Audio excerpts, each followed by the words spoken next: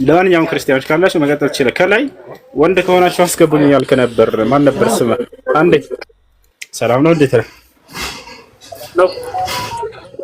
እንዴት ነህ? ደህና ነህ? እሱ እንዴት ነው? አማን ነው? እግዚአብሔር ይመስገን። አልሐምዱሊላህ። ማን ነው? እሺ ቀጥል። አይ እኔም ለመጠየቅ ነው። አሁን አንዳንድ ጥያቄ ልጠይቅ ፈልጌ ነበር። እሺ ጥያቄ ምንድን ነው? አሁን እኛ ጋር መጽሐፍ ቅዱስ ሲናገር በኢየሱስ ያምን የዘላለም ሕይወት አለው ይላል። አንዴ ክርስቲያን አንዴ እኔ ቀደም የገባሁትና አንዴ የጀመረው ጥያቄ ዳኒ ችግር የለም። እሺ በኢየሱስ ያመነ የዘላለም ሕይወት አለው ይላል እኛ ጋር ማለት ነው። እሺ አሁን ወደ እስልምና ሃይማኖት ስንሄድ ደግሞ በሙስሊም የሆነ ብቻ ነው ጀነት የሚወርሰው የሚለው እና ከዚህ አንፃር አንተ ምንድነው የምትለው? አሁን አንተ የምትለው ነገር አሁን ሌላው ሰው የሚናገረው ሌላ ነው፣ እዚህ የሚወራው ደግሞ ሌላ ነው። እኔ ማወቅ የምፈልገው ነገር ስላለ አብራራለሁ። አይሽ እንግዲህ እኛ በኢየሱስ ማመን ጀነት ያስገባል ብለን እናምናለን። ምን ብሎ ማመን ነው አሁን ዋናው ነገር። እሱን ነገር ቢያስተውል ኖሮ መጽሐፍ መምህሮቻችሁ ወላሂ ተሰልቡ ነበር። በኢየሱስ ማመን ማለት ኢየሱስ ክርስቶስ ስለራሱ በተናገረው ማመን ማለት ነው። ምን ብሎ ነው ስለራሱ ያስተማረው? መልእክተኛ እንደሆነ አስተምሯል። አምላክ ነኝ ብሎ አስተምሯል ወይ? አላስተማረም በፍጹም። ስለዚህ መምህሮቻችሁ ክርስቶስ ያላስተማረውን ትምህርት እያስተማሩ ክርስቶስን እያስመለኳችሁ ነው ያሉት። ክርስቶስ ስለራሱ ምን ብሎ አስተማረ ከተባለ አንድ አምላክ አብ ብቻ እንደሆነ አስተማረ። ዮሐንስ ወንጌል ምዕራፍ 17 ቁጥር 3 ላይ ራሱ መልእክተኛ እንደሆነ ቃል በቃል ይናገራል። ሲናገር ምን አለ? አባት ሆይ አንድና ብቸኛ እውነተኛ አምላክ አንተ ነህ፣ የላከውንም ኢየሱስ ክርስቶስን ያውቁ ዘንድ ይህች ነች የዘላለማዊ ሕይወት አለ። አየህ፣ ሰዎች የዘላለማዊ ሕይወትን ሊያገኙ የሚችሉት ኢየሱስ ክርስቶስ መልእክተኛ መሆኑን በማመን ነው። ወጣቷል ያ ነው። ስለዚህ እናንተ ሙስሊሞች ክርስቶስ መልእክተኛ መሆኑን ታምናላችሁ ወይ? ልብ እናድርገን እናምናለን። ልብ እናድርገን እናምናለን።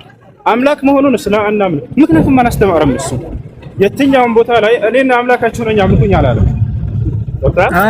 ይሄን አንዴ ላስቁምና አላለም። ግን ዮሐንስ አሁን 13 ላይ ሲናገር እኔ ጌታ መምህር ትሉኛላችሁ አሁን እንደዛ ነኝ ብለዋል። እዛ ላይ ማለት ነው መጽሐፉ ላይ ማለት ነው። እና በሌላ ቆይ አንዴ አስጨርሰኝና ከጥቅስ ወደ ጥቅስ እንዳንሄድ እንድንረዳዳ እሱን ጥቅስ እንጨርስና ወደ ሌላ ጥቅስ ትሄዳለች። ችግር የለውም። ይዘህ ታውቃለህ። እሺ እሱ ላይ ምን ይላል መሰለህ? ጌታና መምህር ትሉኛላችሁ እንዲሁ ነኝና አለ።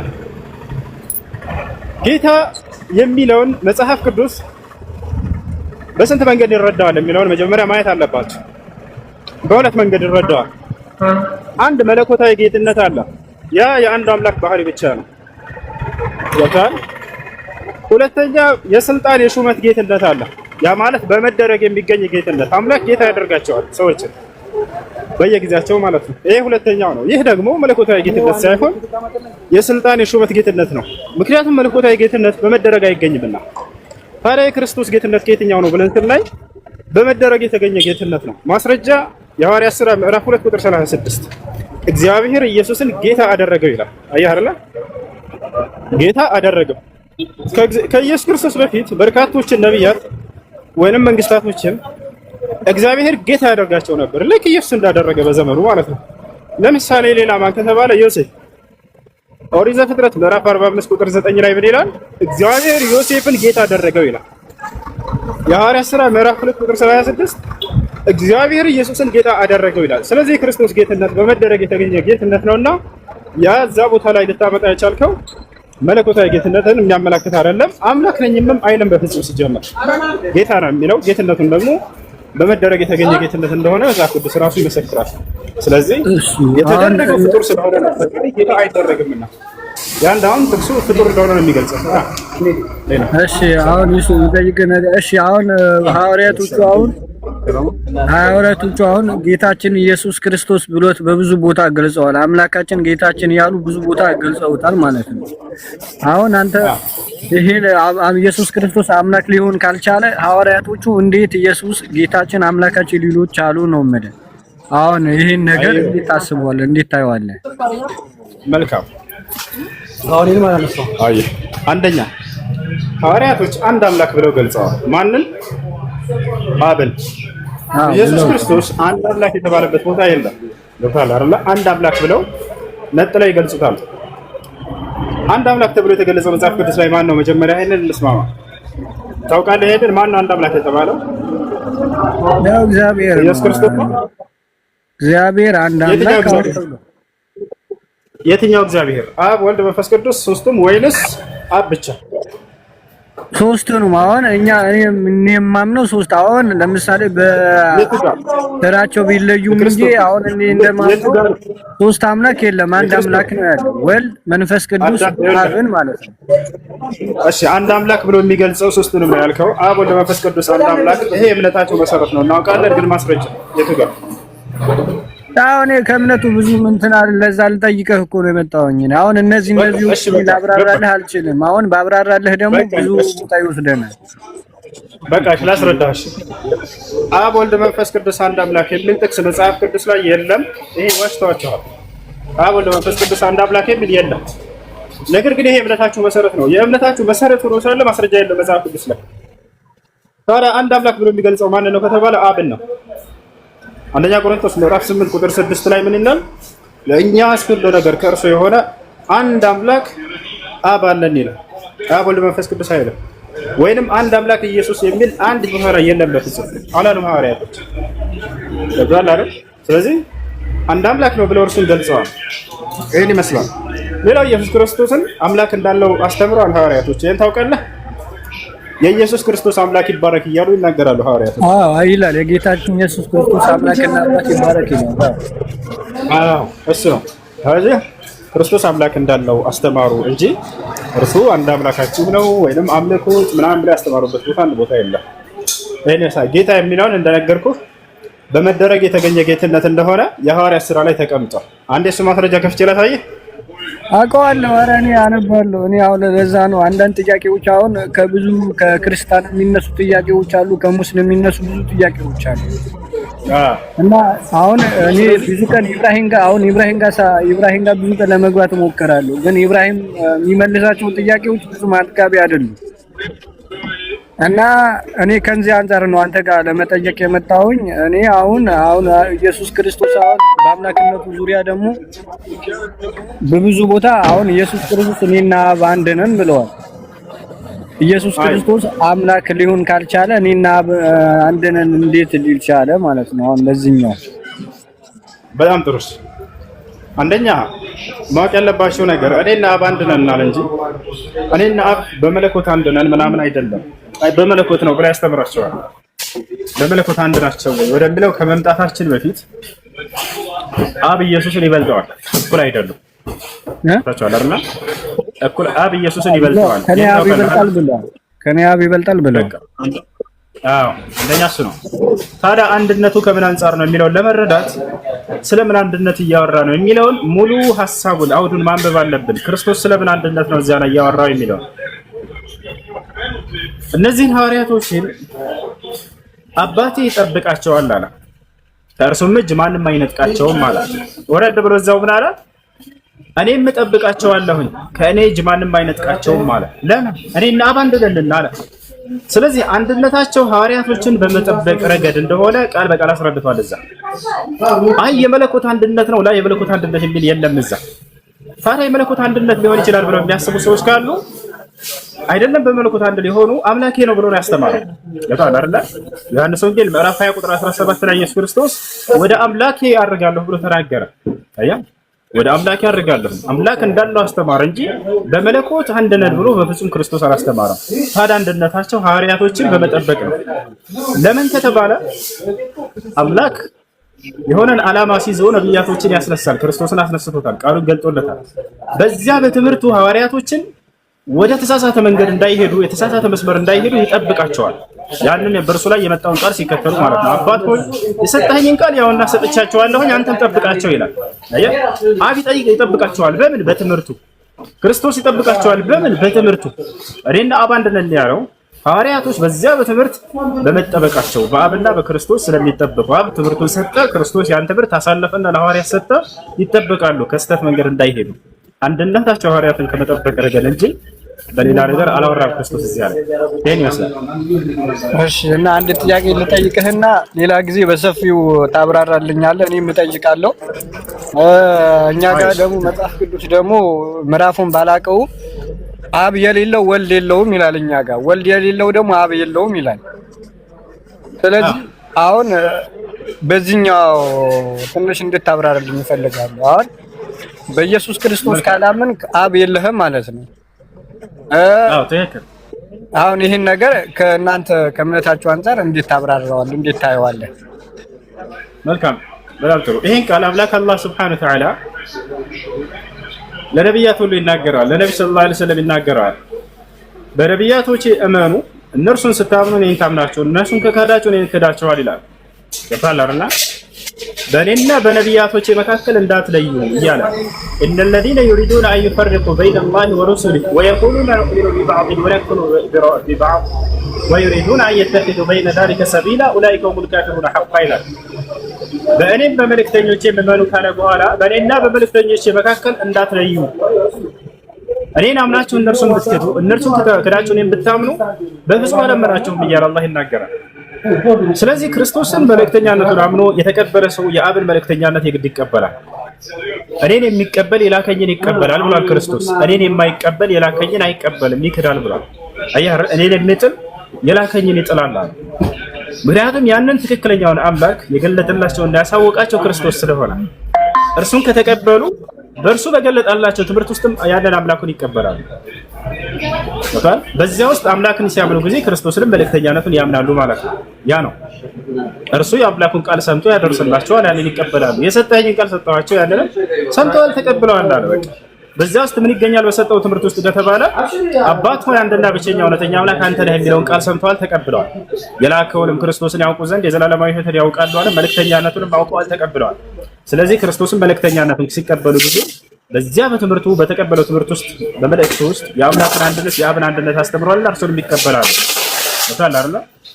እርሱ ክርስቶስን መልእክተኛነቱን ቢክዱ ደግሞ አምላክን እንደካዱ ነው።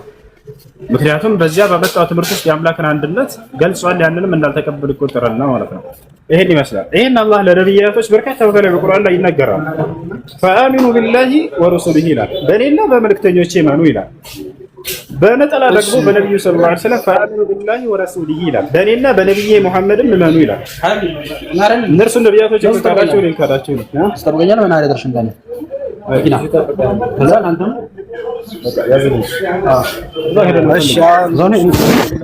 ጥያቄ አሻን አመሰግናለሁ ስለመለስከኝ ያንን ጥያቄዎቹ። ግን አሁን ከክርስቲያን አንተ ትልቁ ስህተት ነው ብለህ የምታምን በኢየሱስ ክርስቶስ የምታምን ከሆነ የክርስቲያን ስህተቱ ምንድን ነው? ስህተቱስ ምንድን ነው? ስህተቱ ምኑ ጋር ነው ያለው? አንተ በኢየሱስ አምነህ የዘላለም ሕይወት አለው ብለህ የምታምን ከሆነ ክርስቲያን ያመነበት ምክንያት ስህተቱ ምንድን ነው? የትኛው ስህተት ነው ያለበት ክርስቲያን? አንደኛ ክርስቶስን አምላክ ስለማድረጋችሁ እርሱ ሰው ነኝ ብሎ ሳለ ዮሐንስ ወንጌል ምዕራፍ 8 ቁጥር 40 ላይ እኔ ከአምላክ የሰማሁትን እውነት የምነግራችሁ ሰው ነኝ አለ። ነገር ግን እርሱን ወደ አምላክ ማድረጋችሁ። ሁለተኛ ክርስቶስ አምላክ እንዳለው እያስተማረ አይ ራሱ አምላክ ነው ብላችሁ ያንን መናገራችሁ። ሶስተኛ ነገር ምንድነው?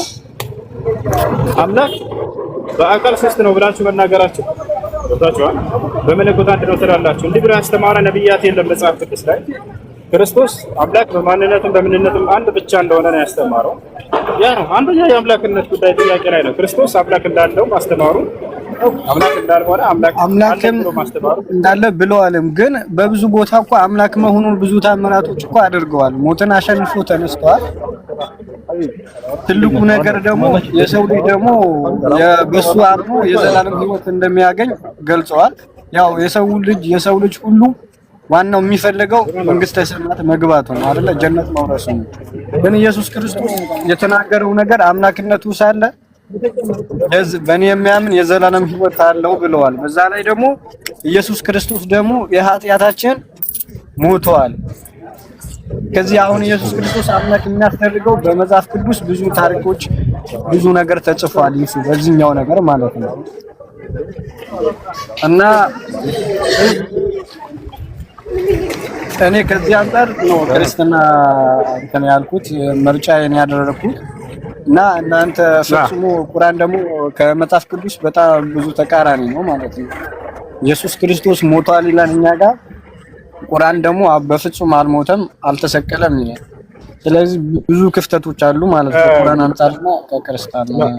አሁን ስለሞቱ ስላለመሞቱ እንሄዳለን፣ ችግር የለውም። ግን የመጀመሪያውን ጨርሰው ያለ ይችላል። አሁን በሞቱ አለመሞቱ ምናምን ቀጣይ እሱ እናወራበታለን። ግን የአምላክነት ጉዳይ መጀመሪያ አምላክ በባህሪው ቀናተኛ ነው። ያ ማለት መለኮታዊ ባህሪያቱን ማንም ሰው እንዲያጋርበት አይፈልግም። ይታል አይደል? ያን ነገር መጀመሪያ ጨርሰው አምላክ እንዳለው ክርስቶስ አስተምሯል። አዎ ሰምቻ እኔም አውቀዋለሁ። የጌታችን ኢየሱስ ክርስቶስ አምላክና አባት ይባረክ ይላል። ይሄ የተናገረበት ምክንያት ደግሞ ኢየሱስ ክርስቶስ በስጋ መሆኑ አዎ አምላክ አለው፣ በስጋ በመሆኑ ማለት ነው። በስጋውነቱ አዎ አምላክ አለው፣ አባት አለው ይላል። እኛ ጋር በዚህ እናምናለን። የለም አዎ እንደሱ በስጋው ስለሆነ በስጋነቱን አምላክ አለው ይላል። በስጋ መሆኑ ይኸውልህ አምላክ ያለው በስጋነቱ ነው የሚል የለም። ክርስቶስ የትኛውም ቦታ ላይ እኔ አምላክ አለኝ ብሎ በግልጽ ሲያስተምር የለም እኮ የለም። ግን እኛ ጋር ሲፈታ ነው ማለት እኮ እንደዚህ ይሄ መፈታት እያሉ እኮ እየሸወዳቸው ነው። ያፊ መጽሐፉ ላይ ከሌለ ክርስቶስ በክርስቶስ ትምህርት የማይኖር አምላክ የለም ይላል መጽሐፍ ቅዱስ። በክርስቶስ ትምህርት ላይ ከሌለ እነዚህ ሰዎች እየሸወዳቸው ነው፣ ወደ ገሃነም እየወሰዳቸው ነው ማለት ነው። ለምን አትረዱም ይሄን ነገር? እኔ ስለ አምላኬ ራሱ አምላኬ በገለጸልኝ ልክ ነው የምረዳው። የሆነ ሰው መጥቶ ያንን የአምላክን ባህሪ ይሄ እንዲህ ስለሆነ ነው እንዲህ ስለሆነ ነው ቢለኝ አልሰማውም። ያውታል አምላክ አላህ ወሊላሂ አልአስማኡል ሑስና ፈድዑ ቢሃ ይላል። ለእኔ ስሞች አሉኝ በእነርሱ ጥሩኝ ይላል። አምላክነቱንም ሲናገር በግልጽ ይናገራል። ኢነኒ አነ አላህ ላ ኢላሃ ኢላ አነ ይላል። እኔ አምላካችሁ ነኝ ከእኔ በስተቀር ሌላ ማንም አምላክ የለም ብሎ ይነግረናል። ራሱ በተናገረው ልክ ለምን አትወስድም? ክርስቶስ እኔ ሰው ነኝ ብሎ በግልጽ ተናገረ። እኔ አምላክ አለኝ ብሎ በግልጽ ተናገረ። የትም ቦታ ላይ ግን ሰውነቱ እንደተናገረው ሁሉ እኔ አምላክ ነኝ ብሎ አልተናገረም። ወይንም አምላክ አለኝ ስላችሁ ጊዜ በስጋዬ እንጂ እኔ አምላክ ነኝ ብሎ አልተናገረም። ይሄን ቢናገር ችግር የለው ነበር። ይሄን ይመስላል። ሌላ ጊዜ በሰፊው እናወራለን። እሺ በቃ አመሰግናለሁ። እሺ እኔም ጠይቄ እመጣለሁ። አይሽ ተዘጋጅቼበት እመጣለሁ። ሌላ ዛሬ በጣም በሚጮህ ቦታ ነኝ። ይመችሻል? ይመቸኛል። አሁንሲ የቀጥሉሽ ነው ተላሽ መርሐባ። እሺ ጥያቄ ያላችሁ ቀጥሉ። ይሰማል? አሁን ሁሱ ወጣ እንጂ ይሰማል። ከሰማም አሁን እያለ ያለው ነገር ሁሱ እየተናገረ የነበረው ነገር መጽሐፍ ላይ ያለውን ትክክለኛ ቃል ነው እየተናገረ ያለው። ለምሳሌ በኢየሱስና በአብ መካከል ያለውን ልዩነት ነው እየተናገረ ያለው። ትክክል ነው። ታዲያ መጽሐፍ ቅዱስ ተቀባይነት የለውም ማለት ይቻላል? እየተናገረ ያለው ነገር ትክክል ነው። ኢየሱስ አብ እንደሚበልጠው እንደዚሁ እንደ አምላኩ እንደሆነ ይናገራል። እሱን ተናገረ። ትክክል። መጽሐፍ ቅዱስ አልተሳሳተም ማለት ነው። ስለዚህ አይደለም ከአንተ አንፃር ነው እየተናገረ ያለው። አሁን እናንተ ስለምታምኑበት አይደለም። መጽሐፍ ቅዱሱ ሰዎችም አብዛኛው ህዝበ ክርስትና እኮ የሚያምነው ኢየሱስንም አብንም አንድ አድርገው ነው የሚያምኑት፣ በስላሴ ነው የሚያምኑት። እኮ አንተ ባይብለኛ ባይብል ትክክለኛ ስለሆነ ሁሱ ሲያወራ የነበረው ከመጽሐፍ በኋላ የምታወራ ከሆነ ትሸይዳ እኔ ልመልስልክ ጥያቄ ገብቶኛል።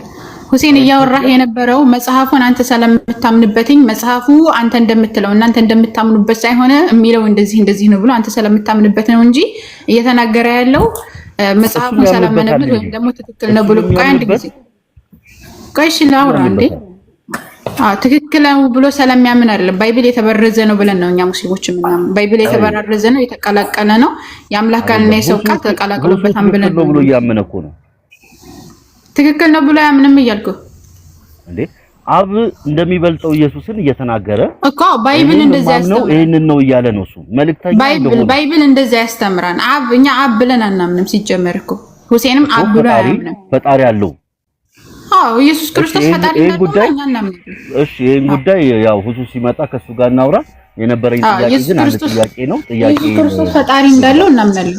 ፈጣሪ ያለው ፍጡር ነው፣ ሰው ነው፣ አይመለክም፣ ነብይ ነው ብለን እናምናለን። ችግር የለውም። አንቺን ግን አንድ ጥያቄ ልጠይቅሽ፣ ስለ ነቢያቶች ነው። ነቢያቶች በተለያየ ጊዜ ለተለያዩ አመፀኛ ለሆኑ ህዝቦች ይላካሉ ተብሎ ይታመናበትና እና የሆነ ወቅት ላይ የእስራኤል የሚባለው የአብርሃም የልጅ ልጅ ያዕቆብ እስራኤል ተባለ። የዛ ልጆች መካከል ግን ከእስራኤል ነገድ ነቢያቶች ይነሱ ነበር በተለያየ ጊዜ። መጽሐፍ ቅዱስ ላይ ያሉት ነቢያቶች የእስራኤል ነቢያቶች ነው ቁርአን ላይ ያሉት። እስራኤል ነቢያቶች ብቻ አይደለም ቁርአን ላይ ያሉት። ወይ እኮ እሱን ነው የፈለኩት። አየሽ እስራኤል ከተነሳ በኋላ እስራኤል ነገዶች የተወጣጡት የተነሱት ነቢያቶች ቁርአን ላይ ይጠቅሳል። ሌሎች ነቢያቶች የሚጠቅሳቸው ነቢያቶች አሉ። ነቢያት ከእስራኤል ነገድ ብቻ አይደለም የሚነሱት። ይሰማል? ነቢያት ከእስራኤል ነገድ ብቻ ሳይሆን የሚነሱት ከሁሉም ይነሳሉ። በቁርአን ላይ አምላካችን አላህ Subhanahu Wa Ta'ala ከአረቡ ዓለም ተነሱ። እስኪ የምታወራ ከሆነ እንትን ጥያቄህን ጨርስ። ቁርአን ላይ ያሉትን መጽሐፍ ቅዱስ ላይ ያሉ ነቢያቶች የእስራኤል ነቢያቶች ነው። ቁርአን ላይ ባይብል ላይ ያሉ ነቢያቶች እስራኤላውያን ብቻ አይደሉም። ይኸውልህ ነቢያቶች ባይብል ላይ ያሉ ነቢያቶች እስራኤላውያን ብቻ አይደሉም። ቁርአን ላይ ያሉ ነቢያቶችም እስራኤላውያን ብቻ አይደሉም። ሌሎችም ነቢያቶች አሉ። ለምሳሌ ሁድ ለምሳሌ እስራኤላውያን አይደለም። አብርሃም እስራኤላውያን አይደለም። አዳም እስራኤላውያን አይደለም። ከአብርሃም በፊት የነበሩት ኖህ አረባክ በፈጠረህ ልጨርስ አንዴ ከእስራኤል በፊት አይደለም እያልኩሽ ያለው ከእስራኤል በኋላ ነው ያልኩሽ። ስላልተረዳሽ ነው የገባው ጣልቃ። ከእስራኤል በፊት እና አብርሃም ብዙ አሉ አባቱም አለ አይደል ያዕቆብ አባት። ከያዕቆብ በኋላ ከእስራኤል በኋላ ግን እስከ ነብዩ መሐመድ ባሉት ውስጥ የተጠቀሱት አሉ ነቢያቶች እያልኩህ ነው። ከዛ በኋላም እስራኤል ነቢያቶች ናቸው አብዛኛው ኢሳን። እስራኤላውያን ነቢያቶችም አሉ። እንደገና ከእስራኤል ውጭ የነበሩ ነቢያቶችም አሉ። ለምሳሌ ሁድ አለይሂ ሰላም፣ ሷሊህ አለይሂ ሰላም አረቡ ዓለም ላይ ነው የተነሱት የመን አካባቢ። ታያለሽ ቁርአን ላይ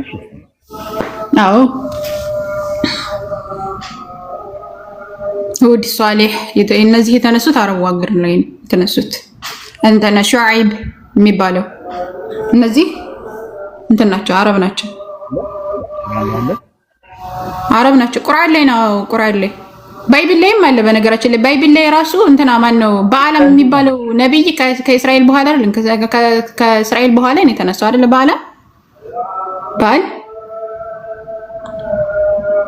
ሳይሆን ከእስራኤል ነገር ከተቋቋመ በኋላ እስራኤል ከተነሳ በኋላ አይደለም ወይ የተነሳው? በአለም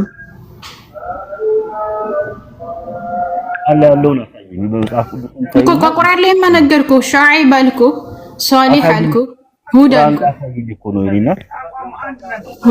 ያኔ ነብይ መሆናቸውን ነው መሳይ። ነብይ መሆናቸውን እነዚህ በዚህ ቦታ ላይ የተመረጡ ነቢያቶች ናቸው። ለምን በጣም እሺ ላሳይክሽ እኮ ላሳይክሽ። እሺ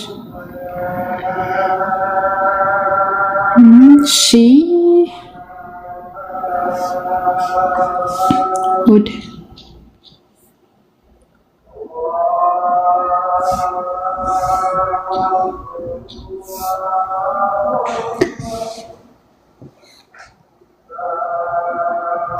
ምን ይላል አምላካችን አለ ሱረቱል አዕራፍ ምዕራፍ 7 ቁጥር 65 ላይ ወደ አድም ወንድማቸውን ሁድን ላክን፣ ወገኖች ሆይ አላህን ተገዙ፣ ከእርሱ ሌላ አምላክ የላችሁም።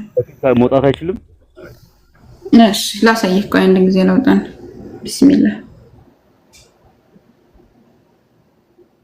ኖርማል ታየም በትልቁ አድርጉ ጀማ።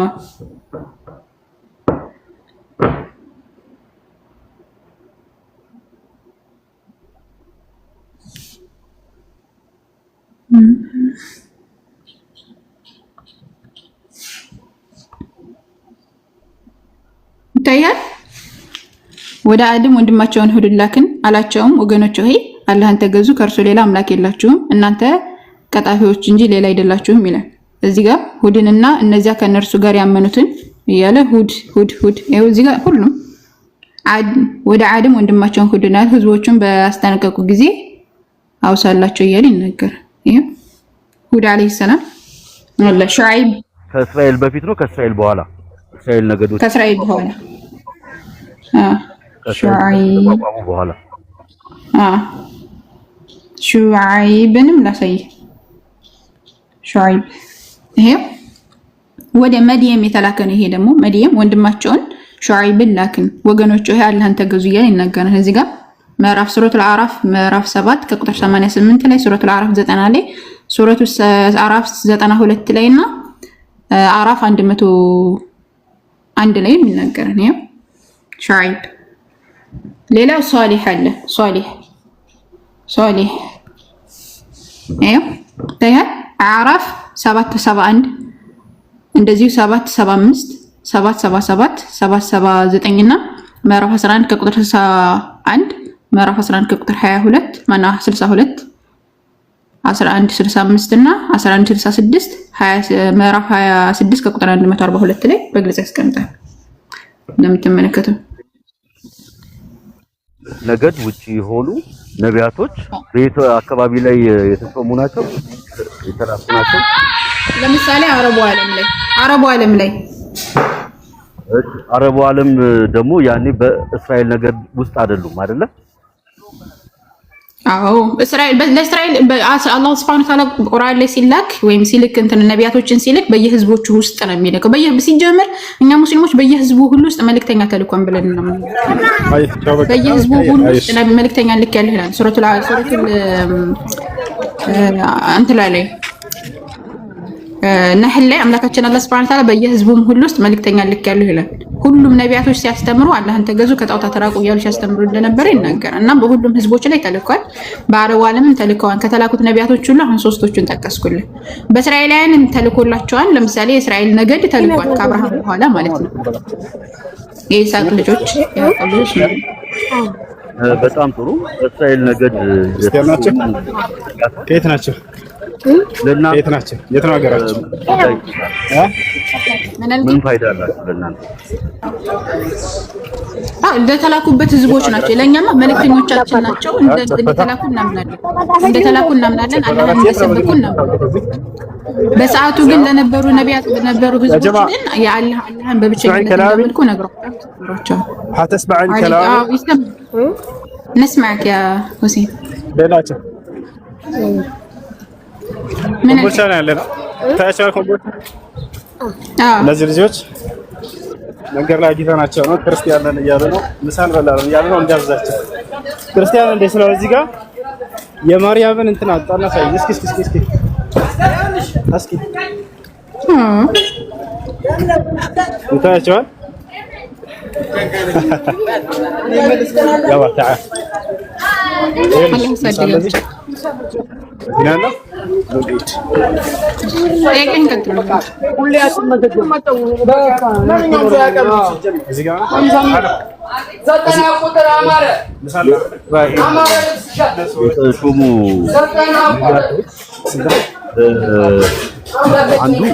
በጣም ነው የሚንጫጫው። የሚታርግ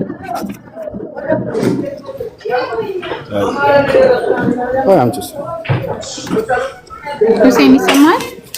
ሊጠጣ ውሃ አንስቻቸው። እሺ ሁሴን ይሰማል። እሺ ጥያቄህን ድምፅህን ከፍ አድርገህ ቀጥል። እንድትሰማኝ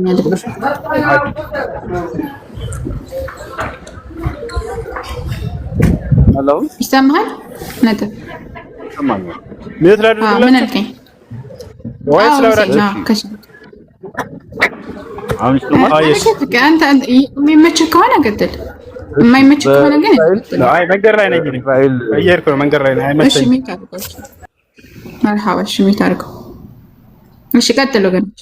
በእስራኤል ነገድ የተሾሙ የተመረጡ ለእስራኤል ነገድ የተቋቋሙ ነቢያቶች የተላኩት አንዱ ማን ነው? ሙሴ ነው አይደለ?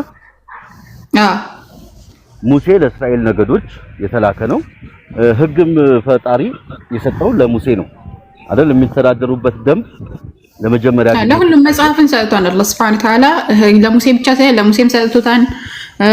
ከሙሴ በፊት የነበሩም ከሙሴ በኋላ የነበሩት ነቢያቶችም ተሰጥቷቸዋል። ሕግ ወህይ መለኮታዊ ራእይ ይወርድላቸው ነበር። መጽሐፍ ይሰጣቸው ነበር እኮ። መጽሐፍ ልታሳይን ትችላለሽ? ከሙሴ ውጪ ፈጣሪ በስነ ስርዓት በጽሁፍ የሰፈረ መተዳደሪያ ደንብ የወጣላቸው መጽሐፍ የተሰጣቸው አለ? ሌላ መጀመሪያ ከሙሴ በፊት አዎ ከሙሴ በፊት ለምሳሌ ለአብርሃም ተሰጥቶታል መጽሐፍ ያለ። አዎ እሺ መልካም። አላህ ለነቢያቶች መጽሐፍን ግልጠተ መለኮትን እየሰጠ ነው የሚልካቸው። መጽሐፍን ሰጠናቸው ይላል በግልጽ ማለት ነቢያቶችን ጠቅሶ ወደ 18 ነቢያቶችን ከጠቀሰ በኋላ አላህ ሱብሓነሁ ወተዓላ መጽሐፍ እንደሰጣቸው ይናገራል። በጣም ጥሩ። እንደዛ ከሆነ ለሙሴ የእስራኤል ነገድ ሆኖ ለእስራኤል የተላከ ነብይ ሆኖ የተጻፈው መመሪያ መተዳደሪያ ደንብ ከእስራኤል ነገድ ውጪ ትክክል ሊሆን የሚችል መተዳደሪያቸውን የሚያውቁት ቢመራቸውም ቢጥማቸውም የሚቀበሉት ሕግ ከሙሴ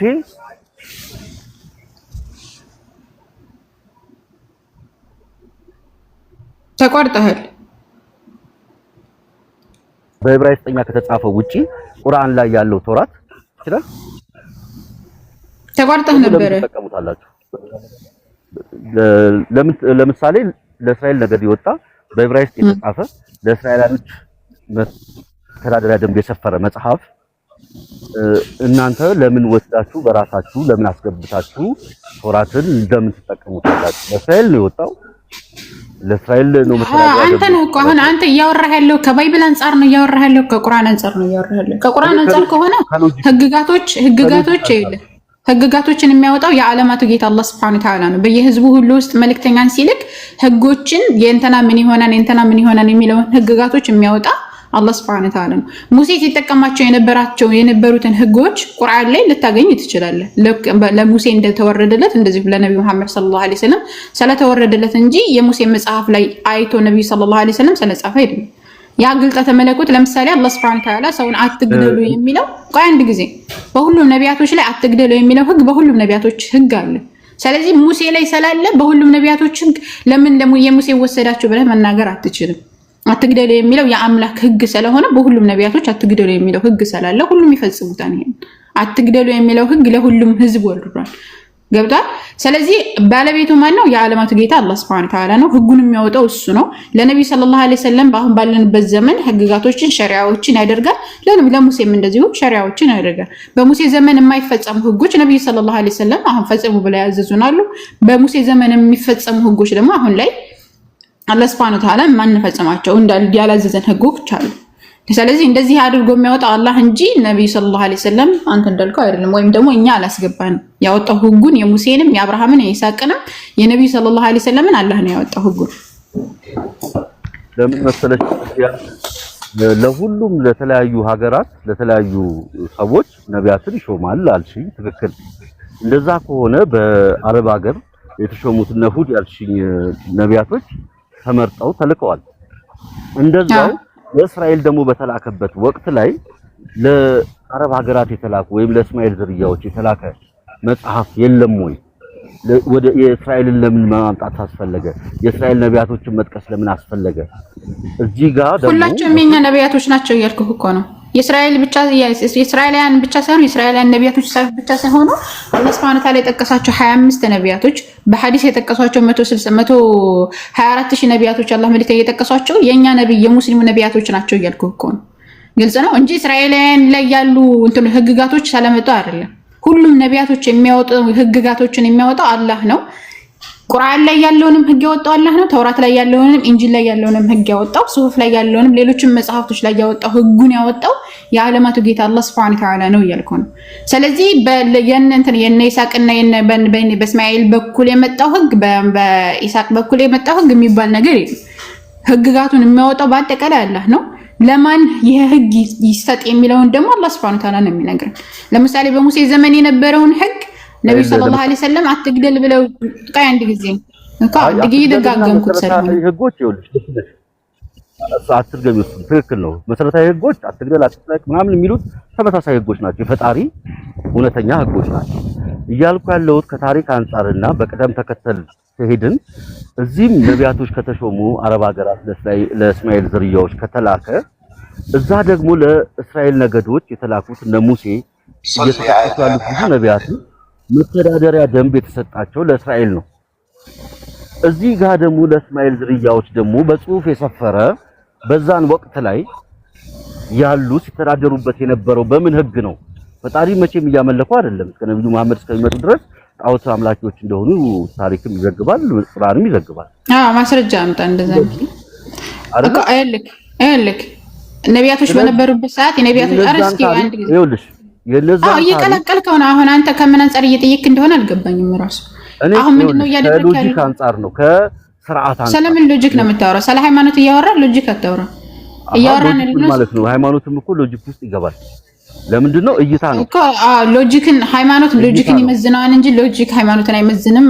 በሎጂክ ሃይማኖትን እየመዘንክ አታወራ። እሱን እየመዘንኩ አይደለም፣ ግን የሙሴን እና የእስራኤል ነገዶችን ነቢያቶች እዚህ ጋር ከማምጣት ለምንድን ነው የታለ የመጣው? ምንድነው ማምጣት አለማምጣት ብለህ የምትገልጸው ነገር ምንድነው? ይኸውልሽ ቶራት ቁርአን ላይ አለ፣ መጽሐፍ ቅዱስ ላይ ደግሞ የነብዩ ህግ ተብሎ ኦሪት ተብሎ ደግሞ አለ። ለምሳሌ ያ ኦሪት መተዳደሪያ ደንቡ ምንም ነገር ሳይጎል ከኦሪት ህግ ላይ የሩብ ይሆናል ቶራት ያለው እዚህ ጋር። እዛኛው ላይ ደግሞ በጣም ሰፊ ነው። እነሱም የተዳደሩበት በራሳቸው ቋንቋ የተሰጣቸው ህግ ነው። ለመዳኘትም የሚመቸው ለአእምሮም ለፍትህ እነሱ ከነሱ ለተሰጣቸው ህግ በላይ ሌላ ሊያውቅላቸው አይገባም፣ አይችልም። ለትግራይ በትግራይ ቋንቋ ለተጻፈ ህግ ማዳጋስካር ላይ ያለ የነሱ እኮ የኛ ነው ብሎ የነሱ መተዳደሪያ ደንብ ወስደሽ መጠቀም አትችይም። ለምን? እዛ መተዳደሪያ ደንብ መኖር ነበረበት። ከነበረ ደግሞ ፈጣሪ መራው ከነበረ ያ ታሪክ የት አለ? ወይም የተጻፈው ህግ የት አለ? ታሪኮቹ የት አሉ? የቱ ታሪክ? ለምሳሌ በሙሴ ስርዓት ወይም በእስራኤል በነበሩ ነገዶች ጊዜ እነ ሰለሞን እነ ዳዊት የሚባሉ መጽሐፍ ቅዱስ ላይ የተጠቀሱ ለፈጣሪ ማደሪያ እንዲሆን ቤተ መቅደስ ስሩ ብሎ ማዘዝ ሰጥቷቸዋል። ትእዛዝ እንደሰሩ ይናገራል። ይተዳደሩበት የነበሩ ታሪኮች ብዙ ነገሮች አሉ እኮ። ምንድነው አሁን ልትል የፈለከው ነገር ምንድነው? እኔ አልገባ። አሁን አንተ ታሪኩ ነቢያቶች አንድ ጊዜ አዳምጠኝ፣ አንድ ጊዜ ማዳመጥ ትችላለህ? አንድ አዳምጠኝ። አሁን አንተ ልትቀላቅለው የፈለከው ነገር ምንም እየገባኝ አይደለም። አሁን አንተ እዚያም ያለው ታሪክ እዚህም ያለው ታሪክ ትላለህ። እኛ ስለ ታሪክ አላወራም። ታሪክን ቁርአን ሊገልጽ ይችላል። ስለ ህግጋት እያወራ ከሆነ ስለ ህግጋት አውራ፣ ስለ ታሪክ እያወራ ከሆነ ስለ ታሪክ አውራ። ህግጋትና ታሪክ ስለሚለያይ ማለት ነው። ለምሳሌ አላህ Subhanahu Wa Ta'ala የነቢያቶችን ታሪክ አምጥቶ ታሪካቸው እንደዚህ ነው ብሎ ሊነግረን ይችላል። ሙሴ ላይ የተነገረው ታሪክ የአብርሃም ታሪክ ቁርአን ላይ መጥቶ ሊቀየር አይችልም። ምክንያቱም ታሪካቸው አንድ አይነት ስለሆነ ማለት ነው። ባይብልን እያልኩ አይደለም። ሙሴ መጽሐፍ ስንል እኛ ስለ ተውራት እያወራን ስለሆነ ማለት ነው። እንደዚሁም ደግሞ ታሪክን ከቁርአን ኢንጂል ላይ የተጻፈው ታሪክ ባይብል ላይ ወይ ቁርአን ላይ መጥቶ ሊቀየር አይችልም። ታሪክ ስለሆነ ማለት ነው። ታሪክ አይቀየርም ሲጀመር። ህግጋትና ሸሪዓ ግን በረሱል ሰለላሁ ዐለይሂ ወሰለም ጊዜ ያለው ሸሪዓ በሙሳ ላይ ያለው ሸሪዓ የሚመሳሰል ህግ አለ፣ የሚለያይ ህግ አለ። የሚመሳሰለው ህግ ያወረደው አላህ ነው፣ የሚለያየውን ህግ ያወረደው አላህ ነው። የሙሴን ህግ ያወረደው አላህ ነው፣ የነብዩ ሰለላሁ ዐለይሂ ወሰለምን ህግ ያወረደው አላህ ነው። የነ ኑህን የሚያወረደው አላህ ነው። የሁላቸውንም ህግ ያወረደው አላህ ነው። በየህዝቦች ውስጥ ግን በየራሳቸው ለምሳሌ እንዳልከው በቋንቋ በዘር በተለያዩ ነገራቶች የሚለያዩበት ነገር ስላለ ህግጋቶች የሚለያይበት ሁኔታ አለ። ነብዩ ሰለላሁ ዐለይሂ ወሰለም ከመጡ በኋላ ግን የሙሴ ህግ አያገለግልም። የእብነ አብርሃም የነ ይስሐቅና ያዕቆብ የትኛውም ህግ ነብዩ ከመጡ በኋላ አያገለግልም። ለምን ከተባለ ነብዩ ሰለላሁ ዐለይሂ ወሰለም ለዛ ነው ያለ መልእክተኛ ዐለይሂ ሰላቱ ሰላም ሙሳ በህይወት እንኳን ቢኖር ሙሳ እኔን ከመከተል ወደ ኋላ አይልም ብሏል። ሙሳ ራሱ በህይወት ቢኖር በነብዩ ህግ ነው የሚመራው። ገብቷል? ምክንያቱም ህግጋቱ የመጨረሻው ነብዩ ሰለላሁ ዐለይሂ ወሰለም ስለሆኑ የመጨረሻና የመደምደሚያ ነብይ እሳቸው ስለሆኑ ማለት ነው። የሁለታቸውንም ህግ ያወረደው አላህ Subhanahu Wa Ta'ala በእነሱ ህግ ነው ነቢያቶች የሚመሩ። ነቢያቶች ባመጡበት ህግ ነው ህዝቦችም የሚመሩት። ስለዚህ የመጨረሻ ነብይ ማን ናቸው? ነብዩ ሰለላሁ ዐለይሂ ወሰለም። በነብዩ ህግሳ አሁን ያለነው ህዝቦች እንመራለን። ዓለም ነብዩ ሰለላሁ ዐለይሂ ወሰለም የተላኩት ለዓለም ስለሆነ ለዓለማት በአጠቃላይ በነብዩ ሰለላሁ ዐለይሂ ወሰለም ህግ ይመራሉ ማለት ነው። አሁን የተለየ ነገር የምታመጣ ከሆነ አውራ። ይሆን ደጋግመህ ይሆነ ቁልፍልፍ ያለ ነገር አታምጣ። ማለት የማይገባ ነገር አሁን እንዳንተ የሚያልገባህ ለሰው ያልገባው ጥያቄ ሳይሆን ግልጽ ያለ ጥያቄ ጠይቅ ነው የጠየኩሽ። ያለሁት እኮ ገብቶኝ ነው። ታሪክ ያልኩሽ ከህግጋት ጋር እነ ያዕቆብ እስራኤል ግብጽ ላይ እንዴት እንደተሰደዱ ከግብጽ ደግሞ እንዴት እንደወጡ የተመረጡ ህዝብ ተብሎ እስከመጠራት ድረስ ከዛ ከተመረጡት አሁን የአሁኖቹን እስራኤል አይደለም ባይዘው ያወራውሽ ያለው የቀድሞውን ነው። እና የተመረጡ ተብሎ እስከሚጠሩ ነቢያቶች ከነሱ ተሹመው የተለያየ ታሪኮች ተጽፈዋል። ህግጋት ታሪክ እኮ ነው፣ ህግ አይደለም። ገባል። ህግጋትም አለ፣ ታሪኮችም አሉ። የምን የህይወት መመሪያ ተብሎ የተጻፈ ማለት ነው። ይሄ መጽሐፍ ከባለቤቶቹ ውጪ ሊያቅ የሚችል ሌላ ማን ሊኖር ይችላል? ማን ነው ባለቤቱ? እስራኤሎች በቋንቋቸው በዕብራይስጥኛ የተጻፈ እስራኤሎች በሰዓቱ አሁን በሰዓቱ የነበሩ ሰዎች እስራኤሎች፣ አሁን ግን የለም፣ አሁን ላይ የለም። እንደዛ ነው። ስለዚህ በሰዓቱ ያሉት እስራኤሎች ይጠቀሙበታል፣ ይመሩበታል። አሁንም ያሉት ደግሞ አዲስ ኪዳንን አይቀበሉ እንጂ ብሉይ ኪዳንን የሚቀበሉ አይሁዶች ናቸው። አሁን ያሉት ትክክለኛ የሙሳን ህግ ይመራሉ ብለን እኛ እናምን። የሙሳ ህግ ሲጀመር በትክክል ይዘውታን ብለን እናምን። ተበሩዛን ብለን ነው የምናምነው። እሺ፣ ለማንኛውም ጥሩ ነው። በራሳችሁ ነቢያቶች ብትጠቀሙ ቆንጆ ነው እኮ። የራሳችን ሲጀመር እነዛ ነቢያቶች የኛ ነቢያቶች እኮ ናቸው፣ የእናንተ አይደሉም። የክርስቲያንም የይሁድም ነቢያቶች አይደሉም። እነዛ ነቢያቶች እነ ሙሴ እና ይስሐቅና ያዕቆብ የሙስሊም ነቢያቶች ናቸው። እንዴት ሊሆን ይችላል? እኮ የክርስቲያን ነብይ ነው የአይሁድ ነብይ ናቸው ካልክ ማስረጃ አምጣ። ሀት ቡሃነኩም እንቱም ሳዲቅን ይላል ቁርአን ላይ ግን ነቢያቶቻችን እንደሆኑ የዓለማቱ ጌታ አላህ Subhanahu Wa Ta'ala ነግሮናል። አንተ የክርስቲያን ነብይ ከሆኑ ክርስትናን ከሰበኩ ማስረጃ ማምጣት እኮ ነው። መሳቅማ ማንም ሰው እኮ መሳቅ ይችላል፣ ቀላል ነው። እኛ ግን ማስረጃ ስናመጣ እናንተ ያለ ማስረጃ ነው የምታወሩት ማለት ነው። ዛራ አንድ ሃይማኖት አለ የሚያስብለው መተዳደሪያ ደንብ ሲቀረጽለት ተቀርጾ ተጽፎ የሚተዳደሩ እኮ ክርስትና የሚባል ሃይማኖት ደግሞ የለም። ሃይማኖት ማስተዳደሪያ ደንብ አይደለም፣ ሃይማኖቱ ራሱ የለም። አለ እያልኩሽ አይደለም እኔ እኮ የለም። በኋላ ነው በክርስቶስ ስም የተሰየመ የሱ ተከታዮች ማለት ነው። እነሱን አይደለም እያልኩ ያለው ግን መጽሐፍ መተዳደሪያ ደንብ ስርዓት እና በዛ የሚመሩ ስርዓቱ ደግሞ የሙስሊሞች ነው፣ የክርስቲያኖች አይደለም። ያ ህግ ደግሞ ያ ስርዓት የሙስሊሞች ነው። መጀመሪያ ሙስሊሞች ተተዳደሩበት የነበረው ያ መጽሐፍ ደግሞ የሚናገረው ደግሞ አሁን ካለው ሙስሊም ጋር በፍጹም በህይወት አይገናኝም እኮ። ስለተበራረዘና ስለተቀናነሰ እኮ ነው የመጀመሪያ የነቢያት አስተምሮ አሁን ላይ የለም። የሙሴ መጽሐፍ ቃሉ መጠበቅ አይችልም እንዴ? የሙሴ መጽሐፍ ጥበቃውን ለሰዎች ሰጥቶ ስለነበረ የሙሴ መጽሐፍ አሁን ላይ የለም። የትክክለኛው ማለት ነው ያልተበረዘው መጽሐፍ የለም። እንደዚሁ የኢሳ መጽሐፍ አሁን እናንተ ናችሁ እኮ የምትሉት እንጂ እናንተ ናችሁ እንጂ የምትሉት 2.5 ቢሊዮን የሚጠጋ የህዝበ ክርስትና አለ። ስለበዛ ተከታዩ ስለበዛ አንድ ነገር ትክክል አይ ነገሩን ነው እያልኩሽ ያለሁት። አሉ ትክክል ነው የሚሉ ሰዎች አሉ እኮ ትክክል ነገር ሰዎች ስለበዙ ሰዎች ተሰብስበው አጨብጭበው ስለሾሙት መተዳደሪያ ደንብ መጀመሪያ ጊዜ የተቀረጸው የትና መቼ ነው? ይኸው ለአብርሃም መተዳደሪያው ደግሞ የሙስሊሞች ነው። ሙሴ ሲመጣ እስልምናን የሰበከው የሙስሊሞች መተዳደሪያ ነበረ ኦሪት። ከዛ በኋላ ደግሞ ሙሴ በሚሞት ጊዜ ሌሎች ነቢያቶች ተላኩ። ነቢያቶች ከዛ በፊት የነበሩት ነቢያቶች ሙስሊም ነበሩ ማለት ነው። አዎ በሚገባ ሙስሊሞች ነበሩ። አዎ ግብጽ ላይ የነበሩት እስራኤሎች ተሰደው በሚገባ ነው ሙስሊሞች ነበሩ። እነ ሙሴ ሙስሊሞች ነበሩ። የሙሴ ተከታዮች ሙስሊሞች ነበሩ። ቁርአን ላይ አምላካችን አላህ Subhanahu Wa Ta'ala የሙሴ ተከታዮች ሙስሊሞች አዎ ሙስሊሞች ነበሩ ይለናል። ሙስሊሞች እንደምሳሌ ከፈርዖን ጋር ሲጣሉ ነበር አይደለ? ከፈርዖን ጋር ፍራውንን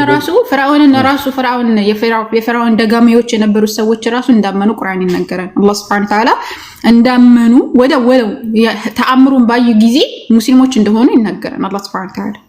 ስለዚህ ሙስሊሞች ነበሩ። ኦኬ በጣም ጥሩ ላሳይክ። ሙሴ ራሱ ሙስሊሞች ሆኖ ያዛቸው ነበር።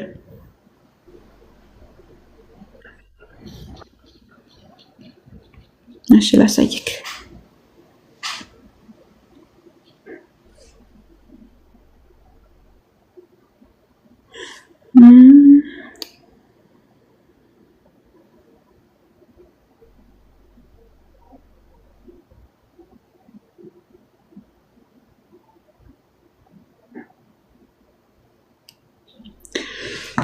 الله ولي الذين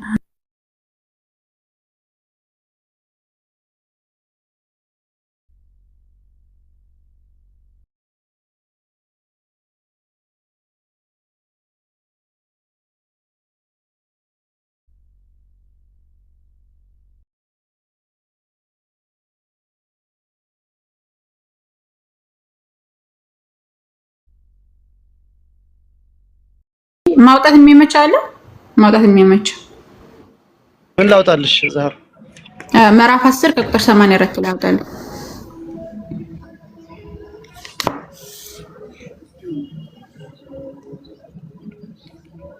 ሙሴ ራሱ ሲያዛቸው እንደነበረ ሙስሊሞች ሁኑ እያለ ሲያዛቸው እንደነበረ ያስቀምጣል አላህ Subhanahu Wa Ta'ala።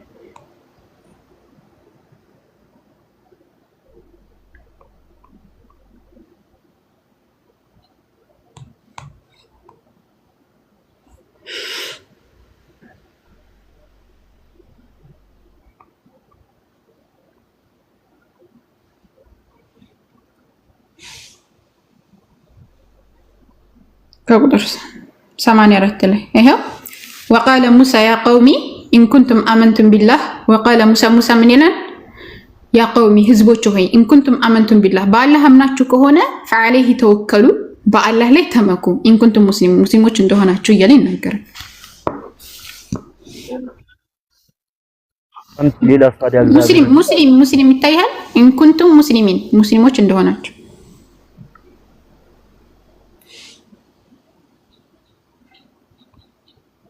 መካላችሁ ታዘዙ አላህን ተከተሉ ትክክል ሊል ይችላል ቁርአን ስለሆነ መቼም እግዚአብሔርን አይደለም። ስለዚህ ሙስሊሞች ያለን ሙስሊሚን ይላል አረብኛ ያሳየው ሙስሊሚን ይታያል ሙስሊም በአማርኛው ላይ የለም ማለት አዎ አማርኛው ታዛዦች ይላል ለአላህ Subhanahu Wa Ta'ala ተገዦች ታዛዦች ሙስሊሞች ብሎ አስቀምጦታል ነው አማርኛው ላይ ሙስሊም ሆኑ የሚል የለም ማለት ነው እኮ አማርኛው ላይ ቁርአን የወረደው እኮ በአረብኛ ነው ቁርአን አረብኛ ሲሆን አወረድን ነው የሚላል ያለመት ጌታ አላህ Subhanahu Wa Ta'ala ቀጥታ የአረብኛው የአማርኛው ትርጉም ሙስሊም ማለት ታዛዥ ማለት ነው ለአንዱ አምላክ የሚታዘዝ ማለት ነው በጥቅል ግን አማርኛው ላይ ሙስሊም የሚለው ታዛዥ ነው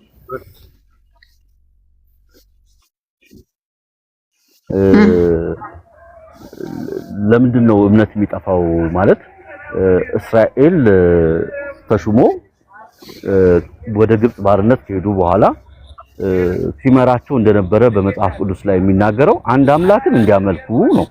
ያም አምላክ ብሎ የሚናገረው በዕብራይስጥኛ ስም አለው አላህ አይደለም ስም ደግሞ አይቀየርም በዕብራይስጥኛ ሲጠቀሙበት ስም የለውም ስሙ ማን ነው ዕብራይስጦች በዕብራይስጥኛ ቋንቋ ተገልጦላቸው የአምላክ ስም ካልተቀየረ የአምላክ ስም ማን ነው ስም አለው ዕብራይስጥኛው ላይ ገብተሽ ማየት ትችያለሽ እኮ ማን ነው ስሙ አሁን መናገር ስለማይጠበቅብኝ ነው እኮ ንገረኝ ስም አለው አይቀየርም ማለት ነው ማስረጃ ካመጣህ በኋላ ምንድነው ማስረጃ አላህ የሚለው ቆይ ይሄንን ቃል ይጠቀሙት ነበር የአምላክህን ስም አታውቀው አዎ ይጠቀሙት ነበር ለምሳሌ ኢየሱስ ራሱ በዕብራይስጥ አላህ እያለ ነው ሲጠቀም ነበር በዕብራይስጥኛ በአረማይክኛ አረማይክ ተናጋሪ ስለነበር እሱ ማለት ሲጀመር የአምላክ ስም አይቀየርም እኮ ባይዘው አይቀየርም ስም እንደማይቀየር ነው ማለት እኮ ስለዚህ አላህ እያለ ነበር ሲያስተምር ኢየሱስ ክርስቶስ አላህ እያለ ነበር ሲሰብክ የነበረው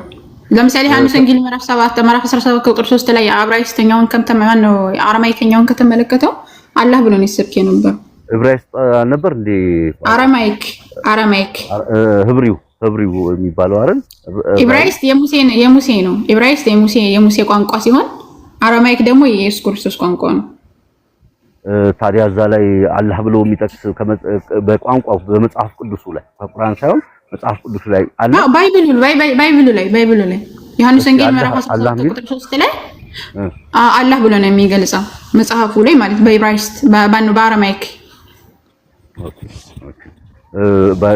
ቼክ አደርገዋለሁ እሱን እና ቴንኪው አመሰግናለሁ ያው ሌላ ጥያቄ ለሁሱ ይቅረብ ሁሱ ሲመጣ አገኘዋለሁ እሺ እኔ ጥያቄ ልጠይቅህ እሺ ጠይቂ አሁን ግን ስም እግዚአብሔር ስሙ አይተረጎምም ካለ እሱ እግዚአብሔር የሚለው ከየት አምጥቶ ነው እግዚአብሔር እያለ የሚጠራው እግዚአብሔር ብዬ የምጠራው አብዛኛው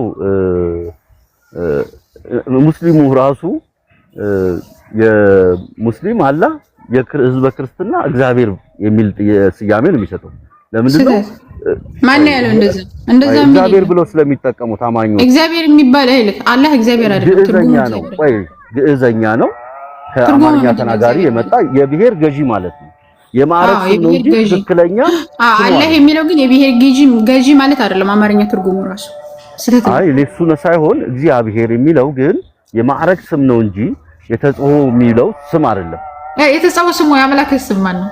ለምንድን ነው ወደ አማርኛ የተረጎምከው? አማርኛ አሁን ለምሳሌ የትኛውም እንትን ላይ አሁን እነሱ ይኸውልሽ እግዚአብሔር በሚል ነው የሚታወቀው። የአምላክ ስምም በኢትዮጵያ እግዚአብሔር ተብሎ ነው የሚታወቀው። ከኢትዮጵያ ውጭ አይታወቅም። ምንድነው የህዝበ ክርስትናው በተለይ የኦርቶዶክሱ እምነት ተከታዮች የመጣ ነው። ለምን በኦሮምኛ ስኬቱ ለምን አይተረጎምም ብለህ ለምን ተረጎምከው?